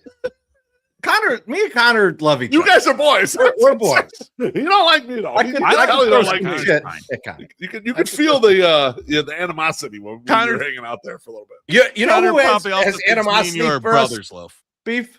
Who? Chuck. And we love Chuck. No, But there's a yeah, good- you know what? There's I think that's like nice. Nice There's a competitive. spicy, there's a Yeah, spicy relationship. but with us. I feel positive about that. It's a I positive like- one. There's a It's a positivity positive that. one. But he's ready to break my balls at any point. Like he's. I think yeah, that's he's- what it is. I think Yeah, he that's knows. good. I think that he knows that, like, because when you're at his level, when you're at Chuck's level, you can't talk shit to people. No. You're No, like, you you got to be can't. nice to everybody. But he So knows but he he can kind talk of talks shit shit to to us. us. So he's like, Well, to he's you. like, I know I can fuck these guys. No, he gives it to me too. So it's like, the trees on too. Yeah, it's fine. He knows he can say some shit to us, and we ain't gonna blow nothing up. We're like, all right, we deserve that. We said some shit. It's okay. He did read the copy when we were going to go on TV, and he goes, "Who is MSS?" And I go, "It's me." He goes, "Yeah," but he's like, "But MSS doesn't mean anything. You need to have MySoxSummer. That means something. MSS doesn't mean anything." And I'm like, Chuck, you have liberty to do whatever the fuck you want. You can say however you want to do it. So no, and he gave you MSS. shit when we were up there too, because he gave you that. He was like, I was gonna respond to you, but then I was like, yeah, that's I what we're don't talking fucking about. care. Yeah, that's what we're That's what talking we're about. talking about. Because I had MSS. some shit about the. Well, he Yeah. spent the entire offseason crying about wanting a closer. Then he got his shitty closer. The guy sucked, and then he's complaining about it. No, you can't do that. You wanted that guy. I'm sorry, you got to stick with it. I called him out on Twitter, and people were like, "Oh my god, you're giving Chuck shit." I'm like, "Yeah, I am giving him shit because we're all talking about this, and we didn't say we needed a closer." But I want to get this real quick. So, Will Thrasher says, "I do like Connor. I have to say that." So, okay, here's what I want to throw out there. And just a general question: let's say you had your choice right now to have anyone be the White Sox announcer next year. Would you still choose Connor, or do you just say, I like him one off kind of a little bit? Because I think about this bit like sports talk radio too. You like someone when they're filling in, but you're not sure you want to hear them every day, kind of thing. Right. There was always the personalities that were like that. So that's as a Sox fans, frame it to yourself like that. Do I want to hear him every day, or do I just like him as a nice change up because he's kind of lower energy, the other guy's real high energy? Like That's true. as a going forward thought. Alex, I'm gonna create this, Alex. I'm not gonna post it. I'll send it to you though, Alex. I'll work on this. This will be my weekend project. I'll Big work on Daddy. this and we'll see if we get something good. Let's get a couple of drinks here. Yeah. So another one from Jay Zell says, what about Belton Bill Melton? Remember that guy? Hollywood Handsome and Cowboy Tough, man. I'm also convinced he hit with that. Might have slept with Nancy Faust. Yeah. We don't know. Sandy P says, happy little Friday. Cheers, guys. Sandy. P, Bless you, Thank Sandy. you, Sandy. Appreciate you. I feel like Sandy wouldn't have listened to the show, Beef, but she sensed that you were drinking tequila. And she showed up. She was compelled to turn on. To encourage me to drink some more. I mean, there's nothing better than show. There's nothing better than after Chicago Sports Pumps tailgate when they pull out the extra tequila that was not out there and they start pouring that. It's like, here, have a big shot, have a big glass. That's like, oh my God. The post bumps tailgate is an if you know type of situation. That's a good shit. Usually the best part because it's a trimmed down group. It's very fun. They don't want somebody coming up to the good tequila and pouring it into a plastic bag to take it into the game, So they're just like, they got to put this away so that the scavengers don't just come up and start dumping it in a bag. MSS, walking right in. Before we get to paying some bills, I had something in my notes for my banter, but Jeff was there. I'm not going to make Jeff wait, but I did want to talk to you about something because please, we're all friends with the former Southpaw. I think though you're closer friends with him. Yeah. Yeah. The current Southpaw. I like the current. Well, that's what I want to know about. I don't know. I know where you're going and I'm not sure. But should our friend be embarrassed about his time as Southpaw when the new Southpaw is out there walking across the entire dugout on his hands, throwing 80 miles per hour in the speed pitch? I mean, if you think about it, if the Savannah Bananas came to the rate next year, Southpaw is pitching an inning. Yeah, you should. Right? Yes. So, I mean, how we feel, is this just the natural progression of things? And he's happy to see someone ascend to a greater Southpaw than he was? Or is this kind of like a, what the fuck is this kind of situation? So here's what I know. Okay, I don't know a lot. Proper steward of the Southpaw position. I don't know much, but I know. Okay, I had to bring it in. It just spelled it. I'm glad we got there. I'm glad we got there. Let's go. I told you this was going to be a good MSS show. That's 1,000 right now. Now, the first time that he was in the speed pitch and he threw 79, I was high and I was like, "There's no fucking way." I go, "What's going on here?" And then I saw video of it. And he's actually doing it. And I was wait a second. The guy I know, while I think he could definitely walk across the dugout on his hands, okay, I don't know if he could throw 79 miles an hour. So I'm wondering if there's another one, if there's a third one that's actually that, or is it Mike Vassell just getting into Southpaw and going out there and just throwing the ball? But he threw lefty, though. He threw lefty, okay. and Vassell's righty. Well, maybe that's why it's only 79 miles an hour. Okay, he's throwing lefty. I don't know. Vassell could turn around and throw 79 from the other side. I'd be. We gotta get. I also know. Give him a glove right now. Give him a fucking glove right now. No, we're talking about the announcers here, and Region Rat says, "I want Sox Sheriff Gabriel in the booth." No, but, you know what? I shouldn't share this, that. but just for the people that are listening to the podcast, I don't want to release this to everyone. Gabriel is asleep for half the game, so you're not going to probably enjoy the quality of that. Plus, we need him in the section. He's part of the characters in the section. We can't lose Gabriel out of the section, right? You can like him on there if you want to. Yeah, part of the 108 zoo. Like, you can't. No, you can't remove him. I need to be asked how I'm doing 87 times a game, and if he's not there, I don't know how I'm doing. And that's what would go on the broadcast too. It was like, "Oh, Steve Stone, how you doing? Everything good?" Quincy says Vassel's too jacked for that costume. Calm down, that's 1,000% right. Wow. Calm down. Calm down, miss. Man, you're lucky you're lucky you're bringing money back into the house because she could just start walking away. You see MSS? The person that came up with those papers. We were right. Something else is going on there. Something else happening. God damn it. It's like, scare him. Come up here. Good thing you got too much Tales from the Crypt too. I got all kinds of crazy ideas. All right, so doing a lot of stuff too much. Our guy Kid Aquatic, he says, "Got to stick with my boy McKnight." Cheers, guys. Yeah, you got that whole McCarthy. They know it's their friend. I get it. Story, my God. Eskimo Brothers stuff. Did you just say Eskimo Brothers? Because you should have. No, Is that what it's, it is? it's an entirely different thing, but it's a- also but totally it's insane. It's a fucking insane story. Ben Spire says, "Go Sox!" Fuck yeah, Ben. Yeah, hell Go yeah, Sox. let's go Sox. Thanks, Ben. Love it, Ben. Appreciate you. Southside Tony says, "Who's super excited to hear Crazy Train hit the speakers on a cold October night?" Oh, This guy. man, I am. Absolutely, my friend. Sammy Dant, DHing, leading off. Teresa.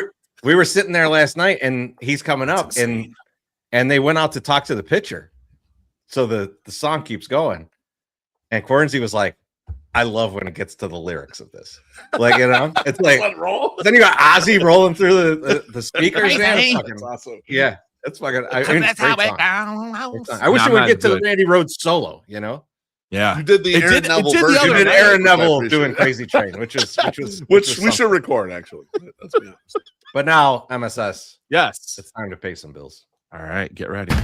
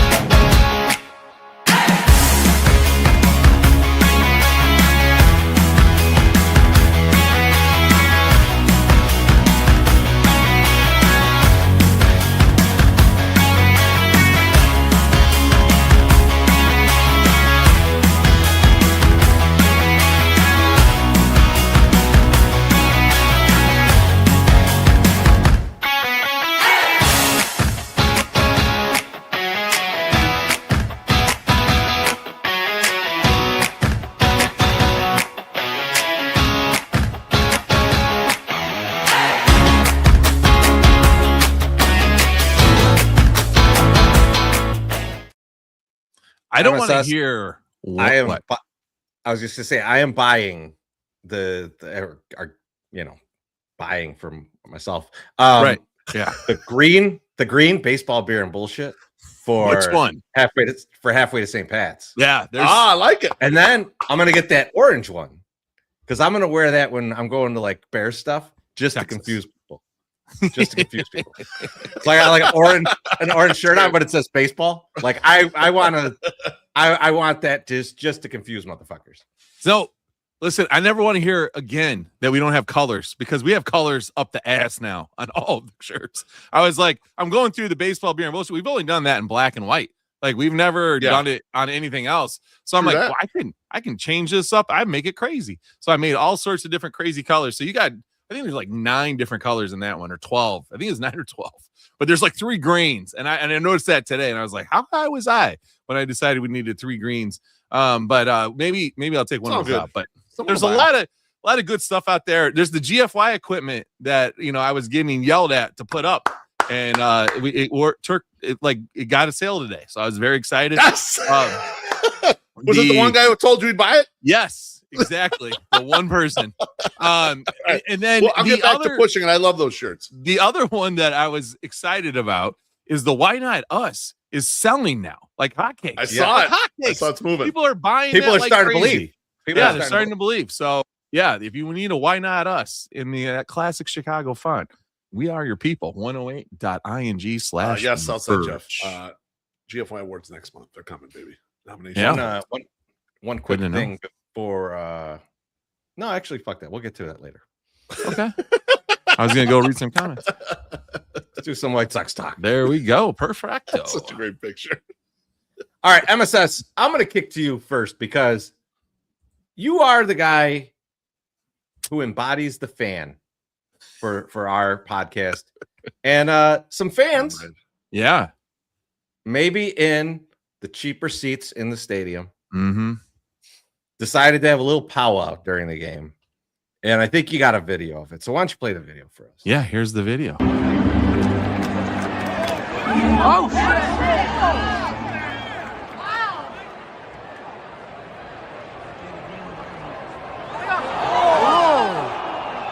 Oh, where's the security? Oh, there's the security.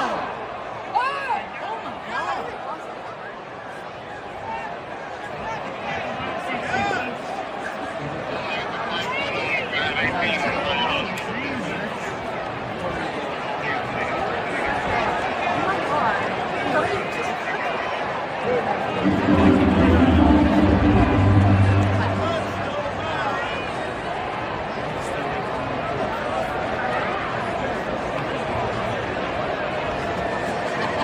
that guy's got handcuffs. I know, I'm watching it.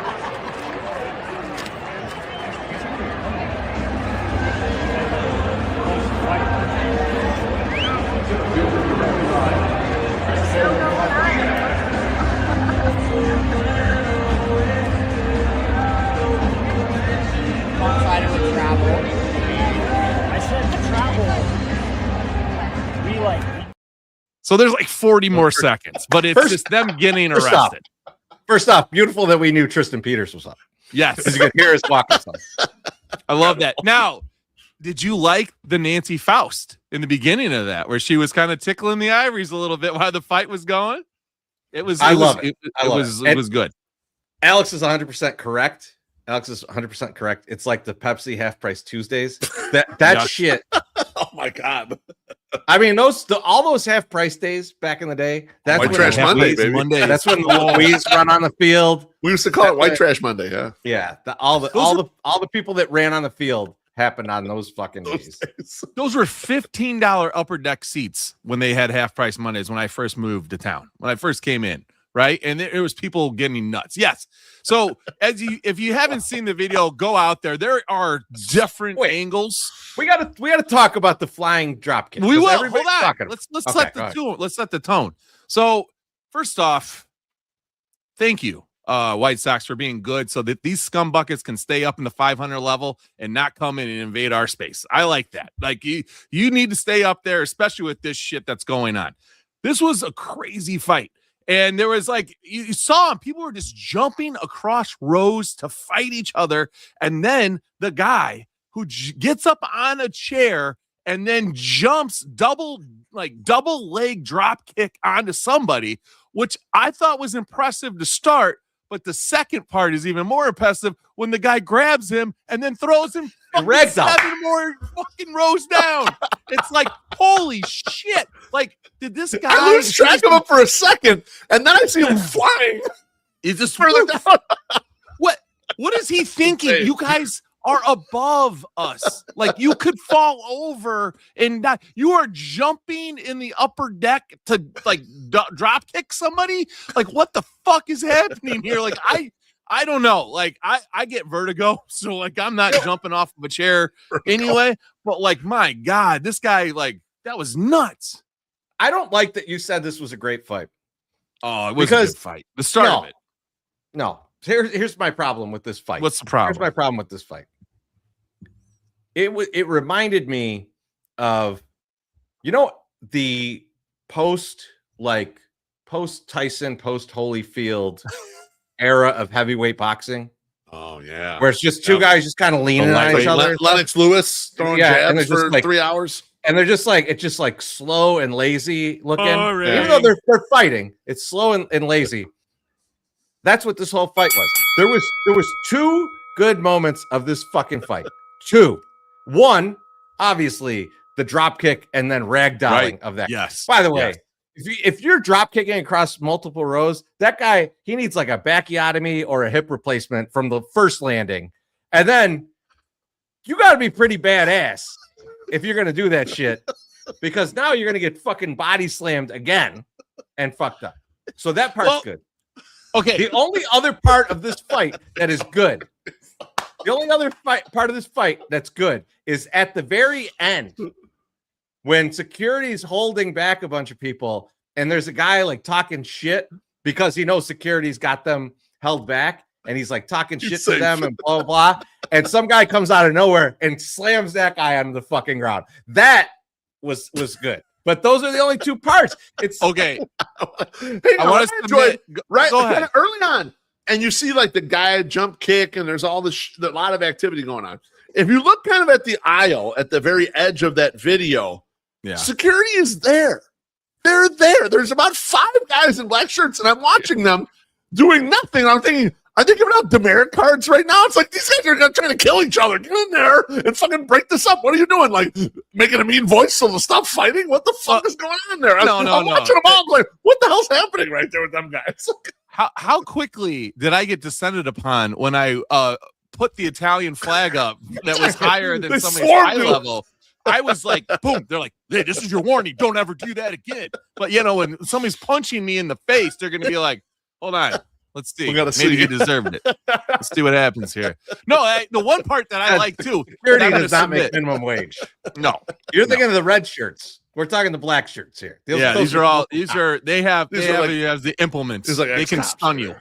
They can stun you and they can handcuff you, as the woman said there. Oh, those guys have handcuffs. I was like, yeah, they do.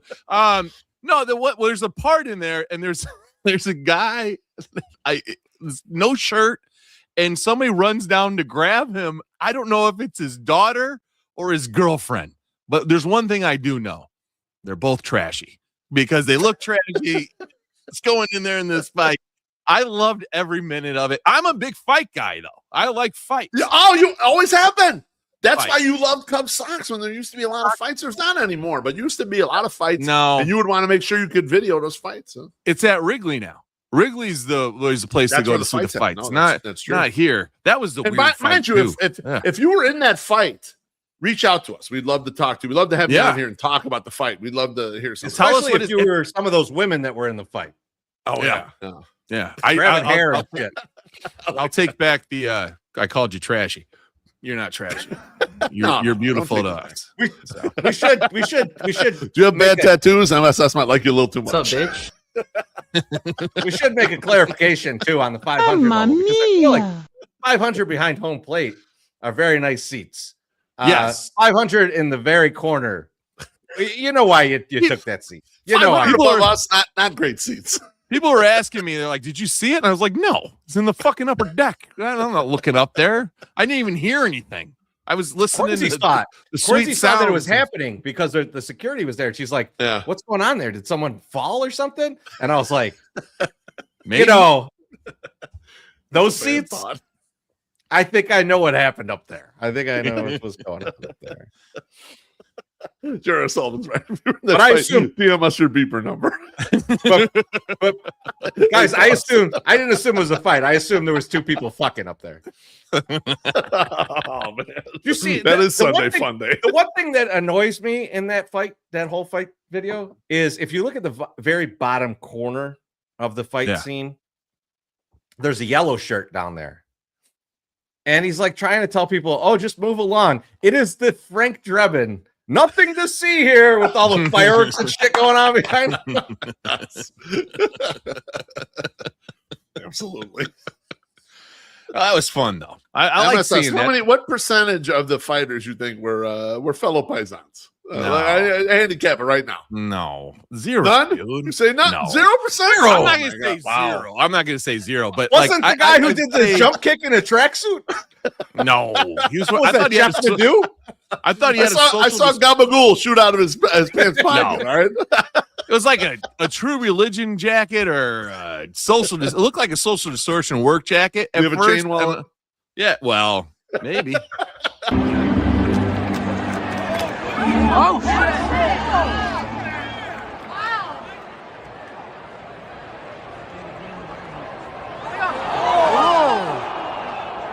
Where's the security? Oh, there's the security. He definitely has a chain wallet. It did look like a Social Distortion jacket, and he had a towel. He was hanging out with a towel. You know you're serious when you got a towel. Plus, he's wearing a jacket. Was that you? No. Was that you? He has a towel. And then there's guys with no shirts on, too, because it was not cold that day. It was warm. Like, the people wearing jackets, I don't know, man. Wait a second. MSS, I'm pretty sure that whoever that was in the section up there that did the kick has decided that they are going to dress just like MSS. That you're their inspiration. You're their inspiration. He got on maybe like 25 years ago. Not. Yeah. Ball Crowd says you can get laid in the 500 section on the right night. I got a Matt Crawford story that I won't tell you, but allegedly, maybe they're. Oh Lord! Oh my God! Oh, Lord! Oh, the champ. Wow. Being a champion, I'll just say that. Throwing it right out there. Maybe ask him that in Hello, the drunk friend. AMA. He'll tell you some fun stuff. Tell you some stuff. All right. Round 2 of White Sox talk.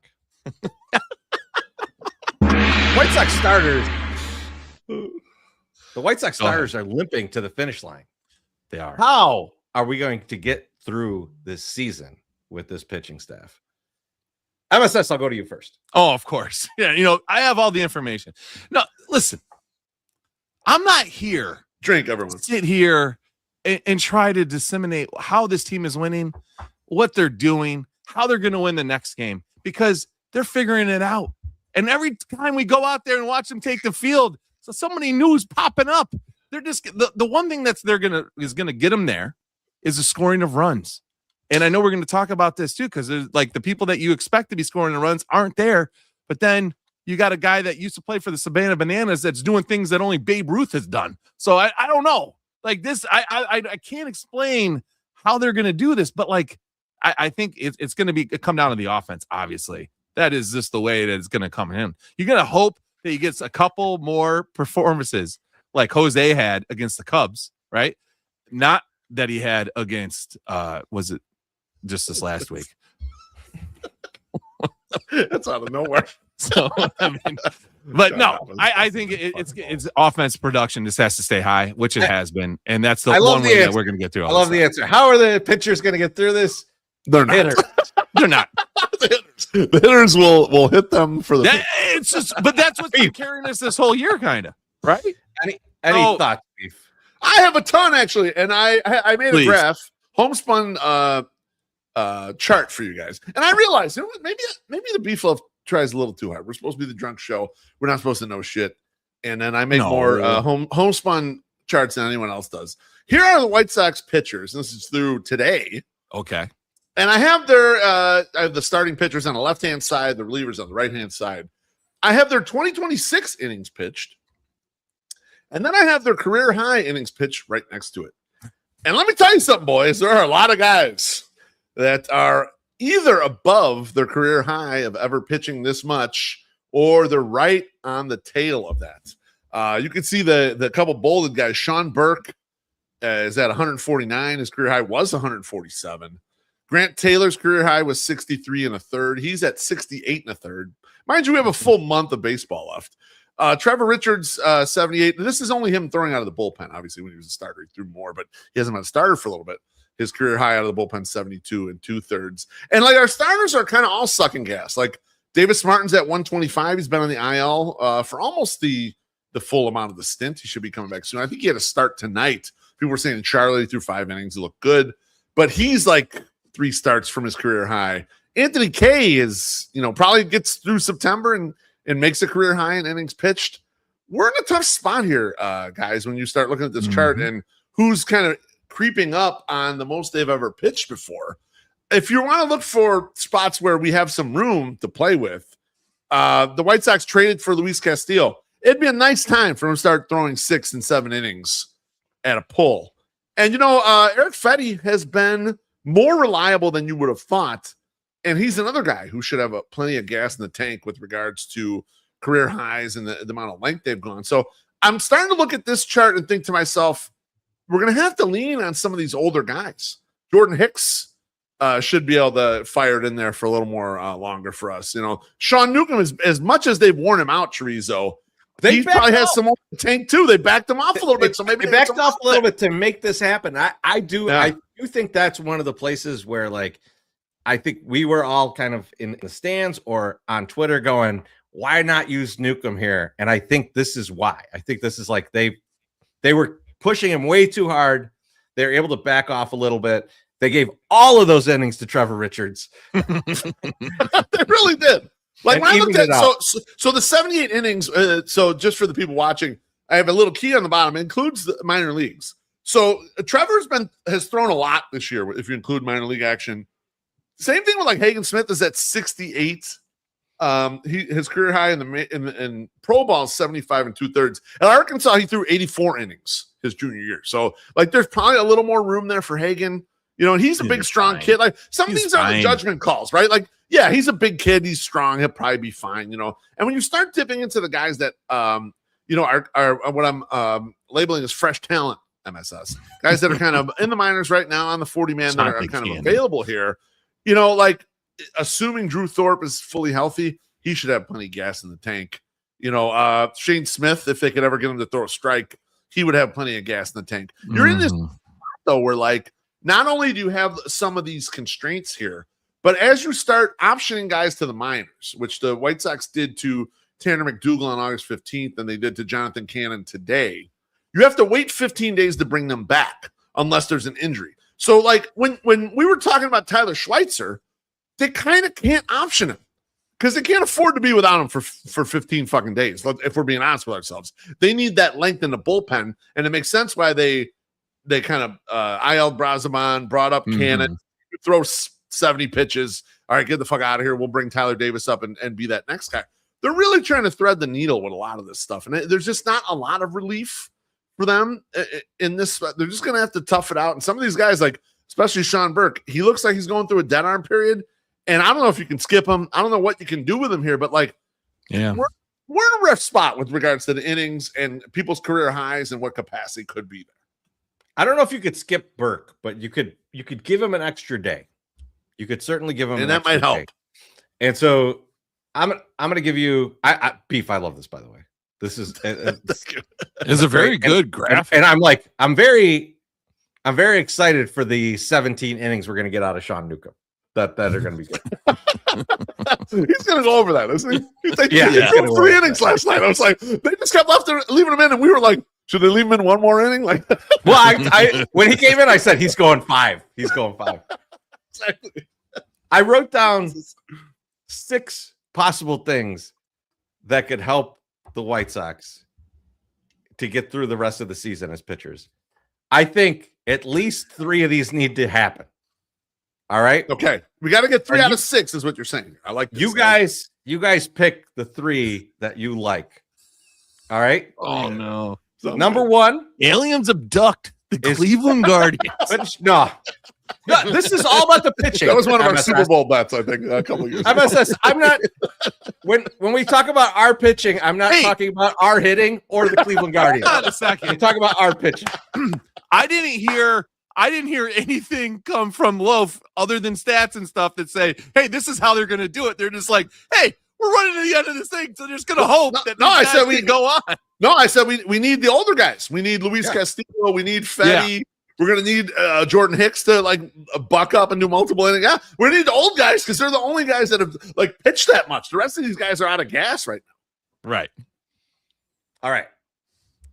We got what, like 30 games left, about 29 games. 29 games left. Yeah, I got a chart later about 29 games. So we're going to roll through this rotation about 6 times. That's correct. What do we need? 1, a good-ish Davis Martin returns. Good 5 innings, 3 runs. Davis Martin shows back up, gets us. That's one of the things. We get 2 7 to 8 inning outings from Luis Castillo. I think, Beef, that's along the lines of what you were saying. I need that. Yep. Utter Tyler domination. Schweitzer, Davis, Gilbert, all pitch well going down the stretch. Choose your fighter. A 91 mile per hour guy helps us out. Either Drew Thorpe or pick up Zach Littell off the scrap heap and tell him you can only throw that split finger fastball because that's the only thing that people miss. This is 5. Jose Urquidy is fantastic every other start. You almost got me on this one. This is close. This one, I'm thinking about that.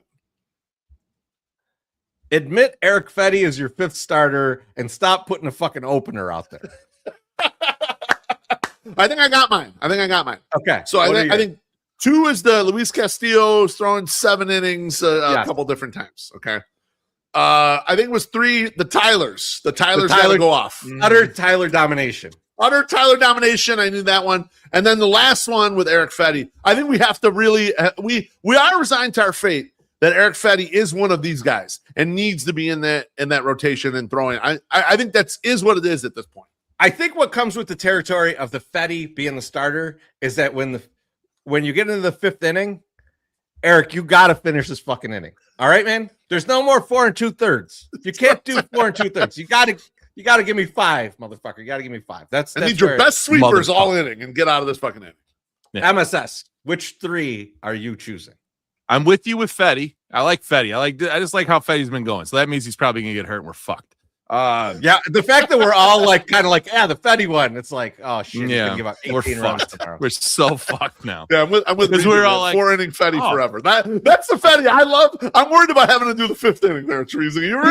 You're making my stomach hurt. You know what though? Inning, but I hear you. I hear you. You know who gets that inning? I'm throwing at your guy Newcomb. Newcomb's got to pick up that. Newcomb's got to give me 3. He's got to give me 3. I thought the Tyler domination went together. Utter Tyler domination and Fetty works together nicely in my opinion. That does work together nicely. Yeah. Okay. All right. Second, here's what I really want to have happen: is Davis Martin comes back and this is back to Davis Martin. That's what I need. I need that. He's had a nice rest. Okay, you've caught up on all the shit you probably wanted to catch up on. Yeah. Come back out and fucking throw some baseballs again. You were good. We need you as good again. That's what we need. I want that return. I want it to be great. He's a big Jesus guy. Jesus came back. He rose from the dead. I need him to have his resurrection out there on the fucking mound and start striking the people the fuck out. I love his ascension into the playoffs. I like it. I love it. That exactly. Pope. We got a bunch of Jesus people. Let's fucking make this shit happen. Knock it out. Third thing. This is what I need this. Oh. Like I need a cigarette after about 19 beers on a Saturday. Attaboy. I need Drew Thorpe to come out and just fucking blow the lights out. Like just be that next surprise that we just weren't thinking about. And it's like, it just shows up and it's good. And you're just like, don't even question it. Let's just roll with this.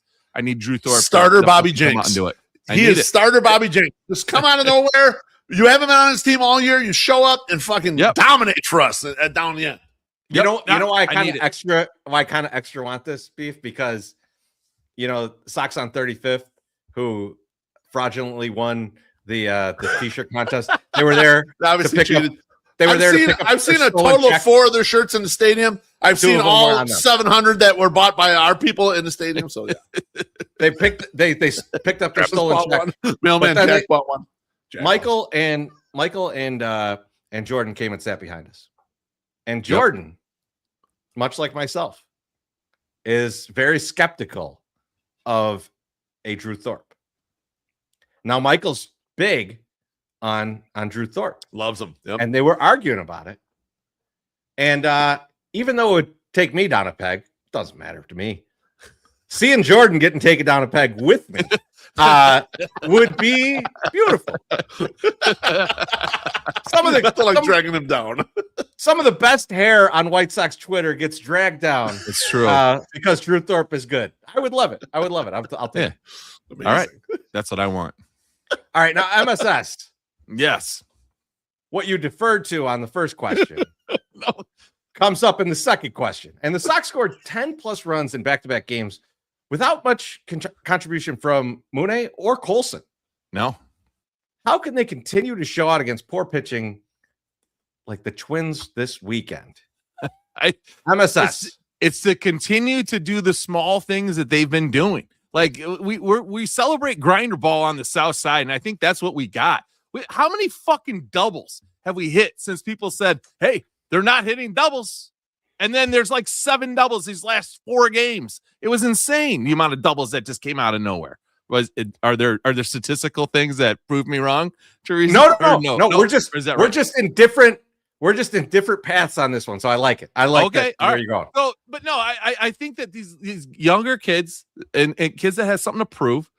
Chase Mydroff. I had a fucking guy at the gym telling me the other day that Chase Mydroff is the best player on our team, and I was like, this guy is on drugs. Like, and I don't know what drugs. Chase is very good.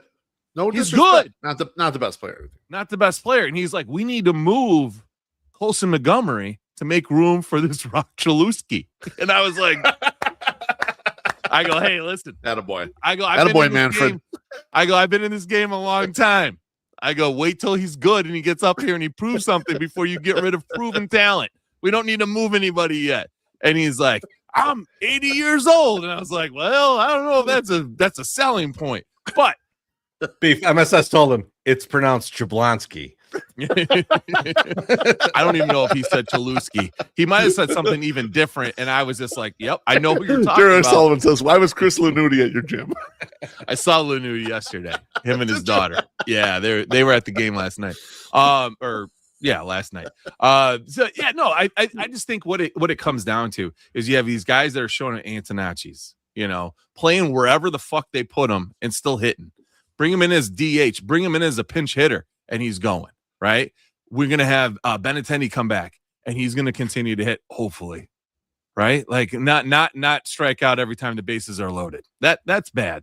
But we have just for some reason, and I don't want to jinx it, but for some reason this year, somebody new is stepping up every time. And what is it? 2 weeks ago, 2 weeks ago, Tristan Peters dead in the fucking water. Everyone's like he fell down, like came back to earth. And all this stuff, right. The motherfucker is putting up fucking numbers that only one other person has done, like in all of baseball history ever, and it just happens to be Babe Ruth. But I don't want to. I can't overthink this anyway because I don't have the capacity. But I just think that it just comes up to with all these people that are just showing up and are putting in what they can do. They put something out there. And it helps them win because we've seen it time and time again. I love the Benny thing. And I think this is something that we've talked about kind of all year is that and from the very beginning, Beef, I mean, I wrote a blog about it. We talked about it was like, if you bet on the White Sox over, you needed Benny to show up and Benny has shown up pretty well. Yeah. But I think he really needs to show up down the stretch. Him and Grichuk need to continue this path down the platoon DH needs to continue to work. The waiver bait platoon DH, which has been doing great for us. No one wanted either of these guys, and they're doing terrific as a combination. Yep. They've been smashed together like Station, Chorizy. Not to steal your bit, but they've been smashed together like Station. I'm so happy that you've accepted Station into your life. A born again station. I thought you guys were talking about What do you think? I have a few different thoughts here, so bear with me.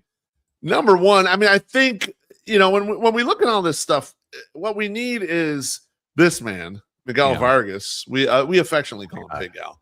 I need him to just continue to be Carmelo Anthony on the 2003 Syracuse Orange, right? I just need him to fucking carry this thing. I told you guys 2 weeks ago, we're going to need our superstar to fucking carry us. I want you to look at his Baseball Savant page for just a second here. Memorize it in your brain. You got it? Everyone got it? Everyone see the Reds and all that shit? Okay. A lot of Reds. I'm going to put Jose Abreu's 2020 MVP season up against it. Oh. I mean, let's be honest with ourselves. Abreu's better in some stuff, but Miguel Vargas, oh my fucking God, is he good at everything? Doing really good. He's good at everything. And so I need, number one, I just need the best superstar we have. And I don't care if they pitch around him and walk him 5 fucking times. The Mets walked him 4 fucking times on Saturday night. I don't care if teams walk him 5 fucking times. Take your walks, do that. I wanted to look, Chorizy. I thought it's a good time for us to start looking at the remaining opponents because we are in the end game right here. We have 29 games left. I'll put this on the screen. You can see the schedule on the left-hand side. That's who we have left to play and how many games we have and whether we're at them or at home. 13 home games, 16 road, 16 against the AL Central. What I wanted to throw up there is something we were talking about previously about the other team's defense. Because if the White Sox are going to have a situation where Colson and Mooney aren't delivering with the long ball, you really don't have a lot of power outside of that. I mean, Vargas has power, but they're going to pitch around him. At least they have. The Rangers tried to pitch around him. Like they even loaded the bases intentionally for Mooney to strike Mooney's ass out because they did not want to pitch Miguel Vargas. That was crazy work. Yeah. Disrespectful in some ways, Chorizo, right? Very disrespectful. Absolutely. But Beef. So yeah. Oh, go ahead. So what I want to look at here is like, I wanted to rank first the defenses and just kind of show you guys. if you look at the chart and you're watching it on YouTube, you can see the White Sox are facing a lot of pretty poor defenses and a lot of teams that allow a lot of hits when you put the ball in play. Their BABIPs are pretty bad.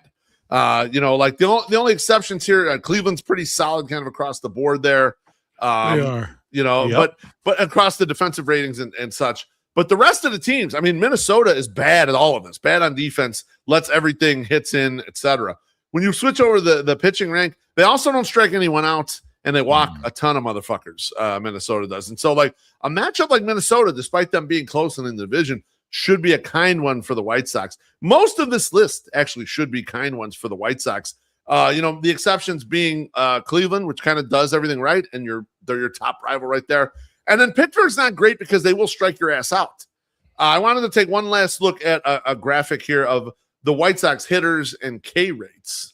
And the league wide, I put the red line in there because the league wide K rate is 22.1%. So everyone above the red line right there are like above average contact hitters. And they're the guys you'd expect. Antonacci, Peters, Braden Montgomery, Vargas, etc. Chase Maidrot's kind of toeing the line there. When we're playing those teams that stink on defense, that's the group right there that I expect to take advantage of that shit. That's the group I expect to put the ball in play, give us a shot. Because we were talking about this previously. If the other team makes mistakes on defense, they give us enough chances to score. And this offense will take advantage of some bullshit. The teams that are really good on defense give them fits because the White Sox do strike out more than average in general. You can see a bunch of the group there. Even Maidrot is kind of a slightly below average in the strikeout rate. And obviously Mooney and Colson Montgomery, et cetera. So I think the key here is going to be when they're playing those bad teams that can't field the ball, that let you put the ball in play, they've got to take full advantage of it with the contact hitters going down the stretch.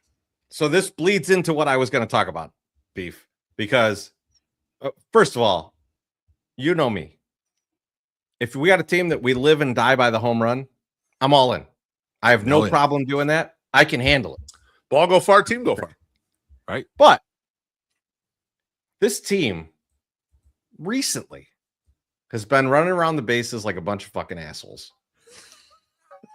If they're going to start taking advantage of stuff like this, they need to tighten that shit up. We can't have Brenton Doyle trying to stretch a goddamn double when he's out by 50 feet. We can't have Miguel Vargas taking a massive turn at first, and then when he needs to get back to first base, fall down. We can't have Luis Angel Acuna not really being held at second at all and get such a terrible jump that he gets thrown out at third when he's the fastest guy on the fucking team. Yeah, this fucked up. Can't happen. This all happened this week. Yeah, like this still won. That cannot happen. And on top of that, when defenses are positioning themselves against guys who can totally hit the other way, and they're positioning themselves where there's a hole bigger than Sarah J's on the right side of the field, and fucking Chase Maidrot, Brenton Doyle, Braden Montgomery, who all hit the opposite way all the time, can't fucking poke it through that hole, is wild. Like they're giving it to you. They're giving it to you, and you're just not taking advantage of this. Instead, they're trying, like Chase is trying to bunt. It's like, brother, to hit it the opposite way, it's wide open. It's wide open. And so right there for that kind of stuff, we need to take advantage of that. One other thing on this is if Kyle Teal is not ready on Tuesday, you got to take a close look at the scrap heap. Because the stuff in the nothing. So you don't want Riku, you don't want Junior, and no Edgar Carroll for you. What value does Junior provide? Nothing. That's what I was looking at. I was Riku provides no value. Edgar Carroll provides no value. If Edgar Carroll provided value, Jake Rogers would have never been signed. I thought you could bring up Riku in kind of the pinch running role, but he's not as good a runner as Doyle or Acuna. He's kind of like a low grade, like he's a weak version of that. So even then, like he's kind of a weak, and he can't play shortstop. Version. He cannot play shortstop, and he can't really play center either. Yeah, so he's kind of like like everything that he could do, Antonacci does 100 times better from the opposite side of the plate. Same night. But- That's pretty awesome, though. No, Antonacci is good. I like him. He's a good player. He gets on base a fucking ton. He does. I would rather have him. He's not out in this there. decision though of the last. No, person no, on the roster no, at all. no. He's I'm got just that. saying, I'm just saying, when do you put Riku into a game? Oh Right? yeah, Like, no, for sure. Never. Like, No, yeah. It's not They a were scenario. They were up 20 the other night. They didn't put him in the game. I mean, like, No. you can see that you're just here to like hold the roster spot in case this goes 20 innings or whatever the fuck. I'm pretty sure that was because in case you need to relieve Acuna from pitching. Exactly. All right. Ball and Last crowd, I time. will not keep my Excel spreadsheets out of White Sox baseball. How dare you? I love him. You son of This is a- great. That we need to see this kind of stuff. We need to get into this. Trying to show it to you. By the way, the red line on that was fantastic. That is that is the BeefLoaf difference, man. I drew Yeah. that. That's the BeefLoaf difference. And that's definitely not AI. I'm not close enough. That's You know why I love it? I drew that freehand. What do you mean AI? Fuck you. That's all you need. That's all you fucking need. Don't spend time. You got Don't the spend idea. time making it pretty. We don't need it to be You got pretty. the idea. You got the concept. All right. Not a presentation. Look at the It's content. fucking- I love my Undertaker bell now. I love it. It's my favorite. Yeah, I don't. So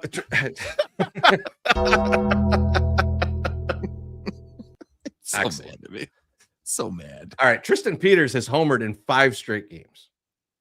Compare his unlikely accomplishment to other accomplishments in different domains. Beef, I'll Man. go to you first. Baby, number one with a bullet for me was my guy Gordon Pibb in dodgeball. When he Yes. came through big, he was by himself. He was by himself. It was over. Patches O'Houlihan told him he sucked something mighty. His only choice was to get mad. He got mad, and he took down the opponent in the semifinals so that average Joes could get to the championship. When I saw that 5th home run soaring out of the park, especially off the left-handed pitcher, I was like, this has got Gordon Pibb written all over it. L is for love, motherfuckers. L That is for is- love for Gordon Pibb. Incredible call. Incredible call. I love it. Perfection. Beautiful. Thank you. MSS. Give me one. I would have to say Ricky Vaughn on the Cleveland Indians, taking that team all the way to the World Series. From the bottom to the top. You're just right there. I My like first one. I like it. Are you guys familiar with an actor named Jeffrey Arend? No, I'm not. This Oh! guy. Oh, shit. He's a Remember looker. Super Troopers? Super Troopers. He's the guy that eats Yeah, all the mushrooms. The eats all the snozberries. mushrooms. Yes. Yes. Yes. Yes. This guy you're looking at right now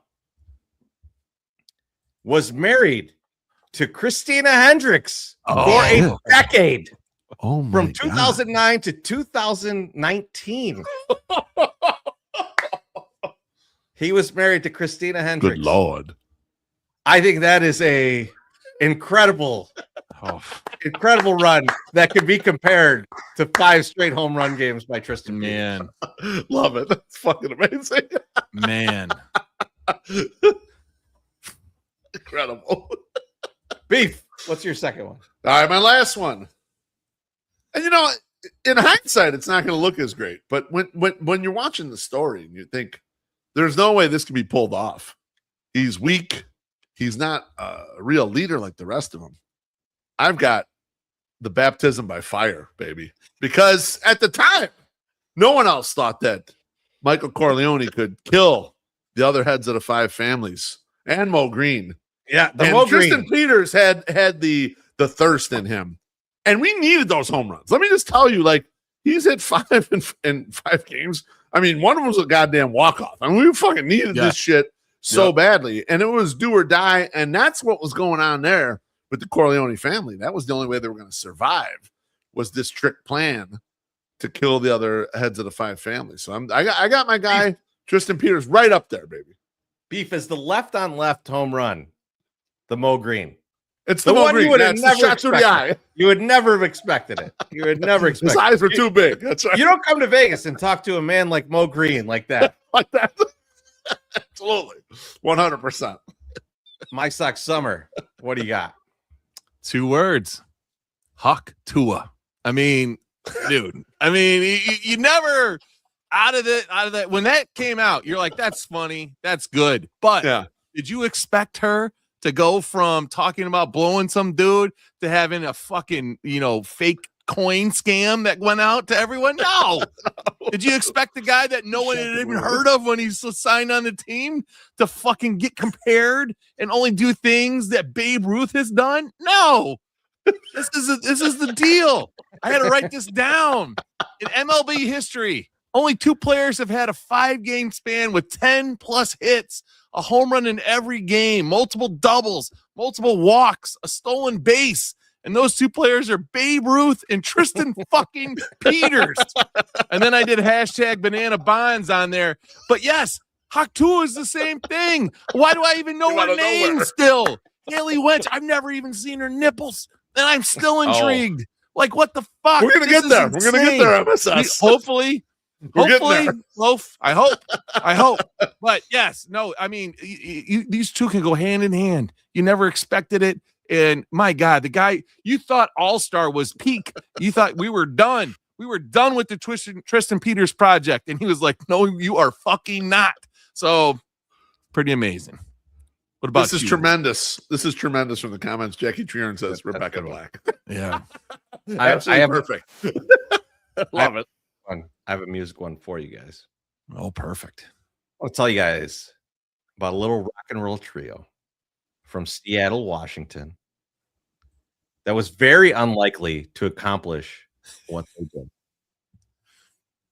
The presidents of the United States of America. God, so awful. But they have a song about peaches on that album. That was a huge hit. You've never heard of it. Millions of peaches, if you will. Peaches for me. The biggest song they had was called Millions of Peaches. Oh, yeah. MSS, he got me. He missed up me right there. You were waiting to be like, Nirvana's not that improbable. The presidents of the United States are. They both played guitar, but not guitar. They each one had 2 strings and the other had 3. The 2 strings were heavy gauge bass strings, played like a guitar through a bass amp. The 3 strings were heavy gauge guitar strings, played like a bass through a guitar amp. Why this ever became popular, I will never understand, but I love it. Yep, I can't argue. They're fantastic. It works. It works. It looks weird. Beef. It looks weird. It looks like it shouldn't work, and then it does. Just like watching Tristan Peters bat. Just like watching him play. Exactly. Brutal. Brutal. My God. Oh, boys, that was a good. I like that little segment. That was a lot of fun. I'm glad we went that way. That was fun. That's fun. But now it is time for thank yous and GFYs. MySoxSummer. Who are you thinking of GFYing? Well, first thing, I already said it once, but happy birthday to your guys' father, Mad Mex. That's awesome. And happy early birthday to my man Chorizy, because we will not be, on a podcast that night. So happy birthday. You deserve to be treated nice. And I hope you have a good day. So now here's the real one.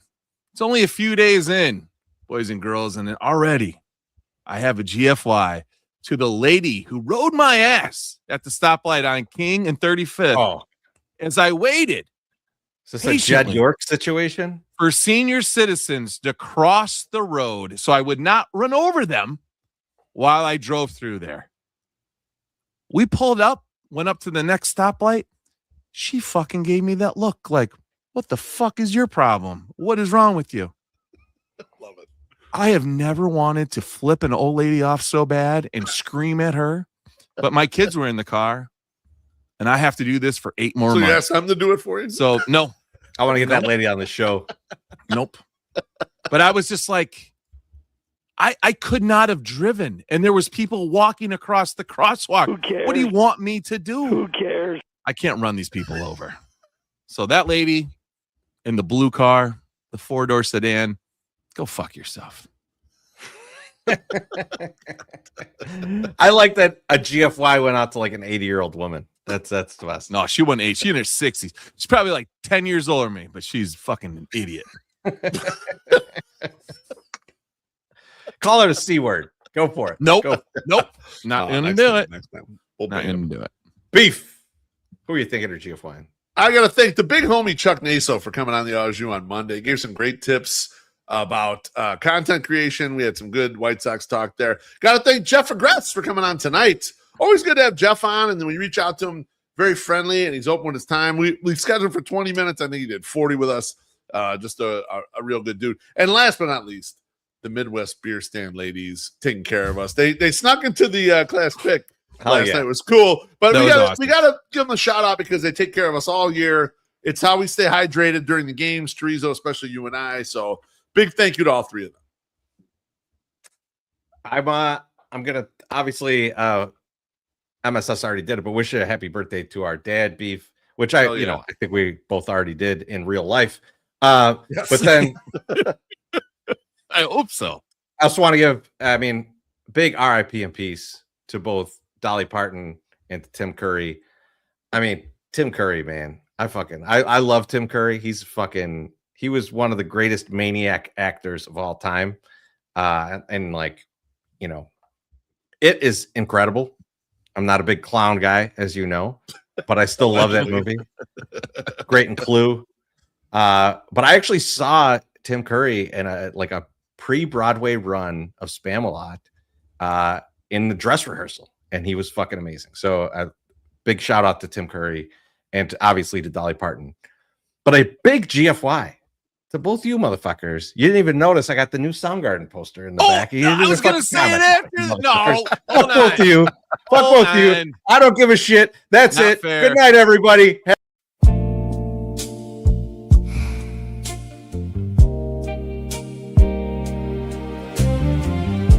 baby.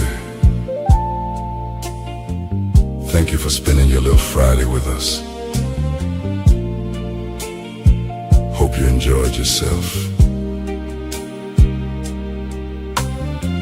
We gave you a feel of baseball, beer, and bullshit. Now it's time for you to go do horny stuff. We'll see you next week.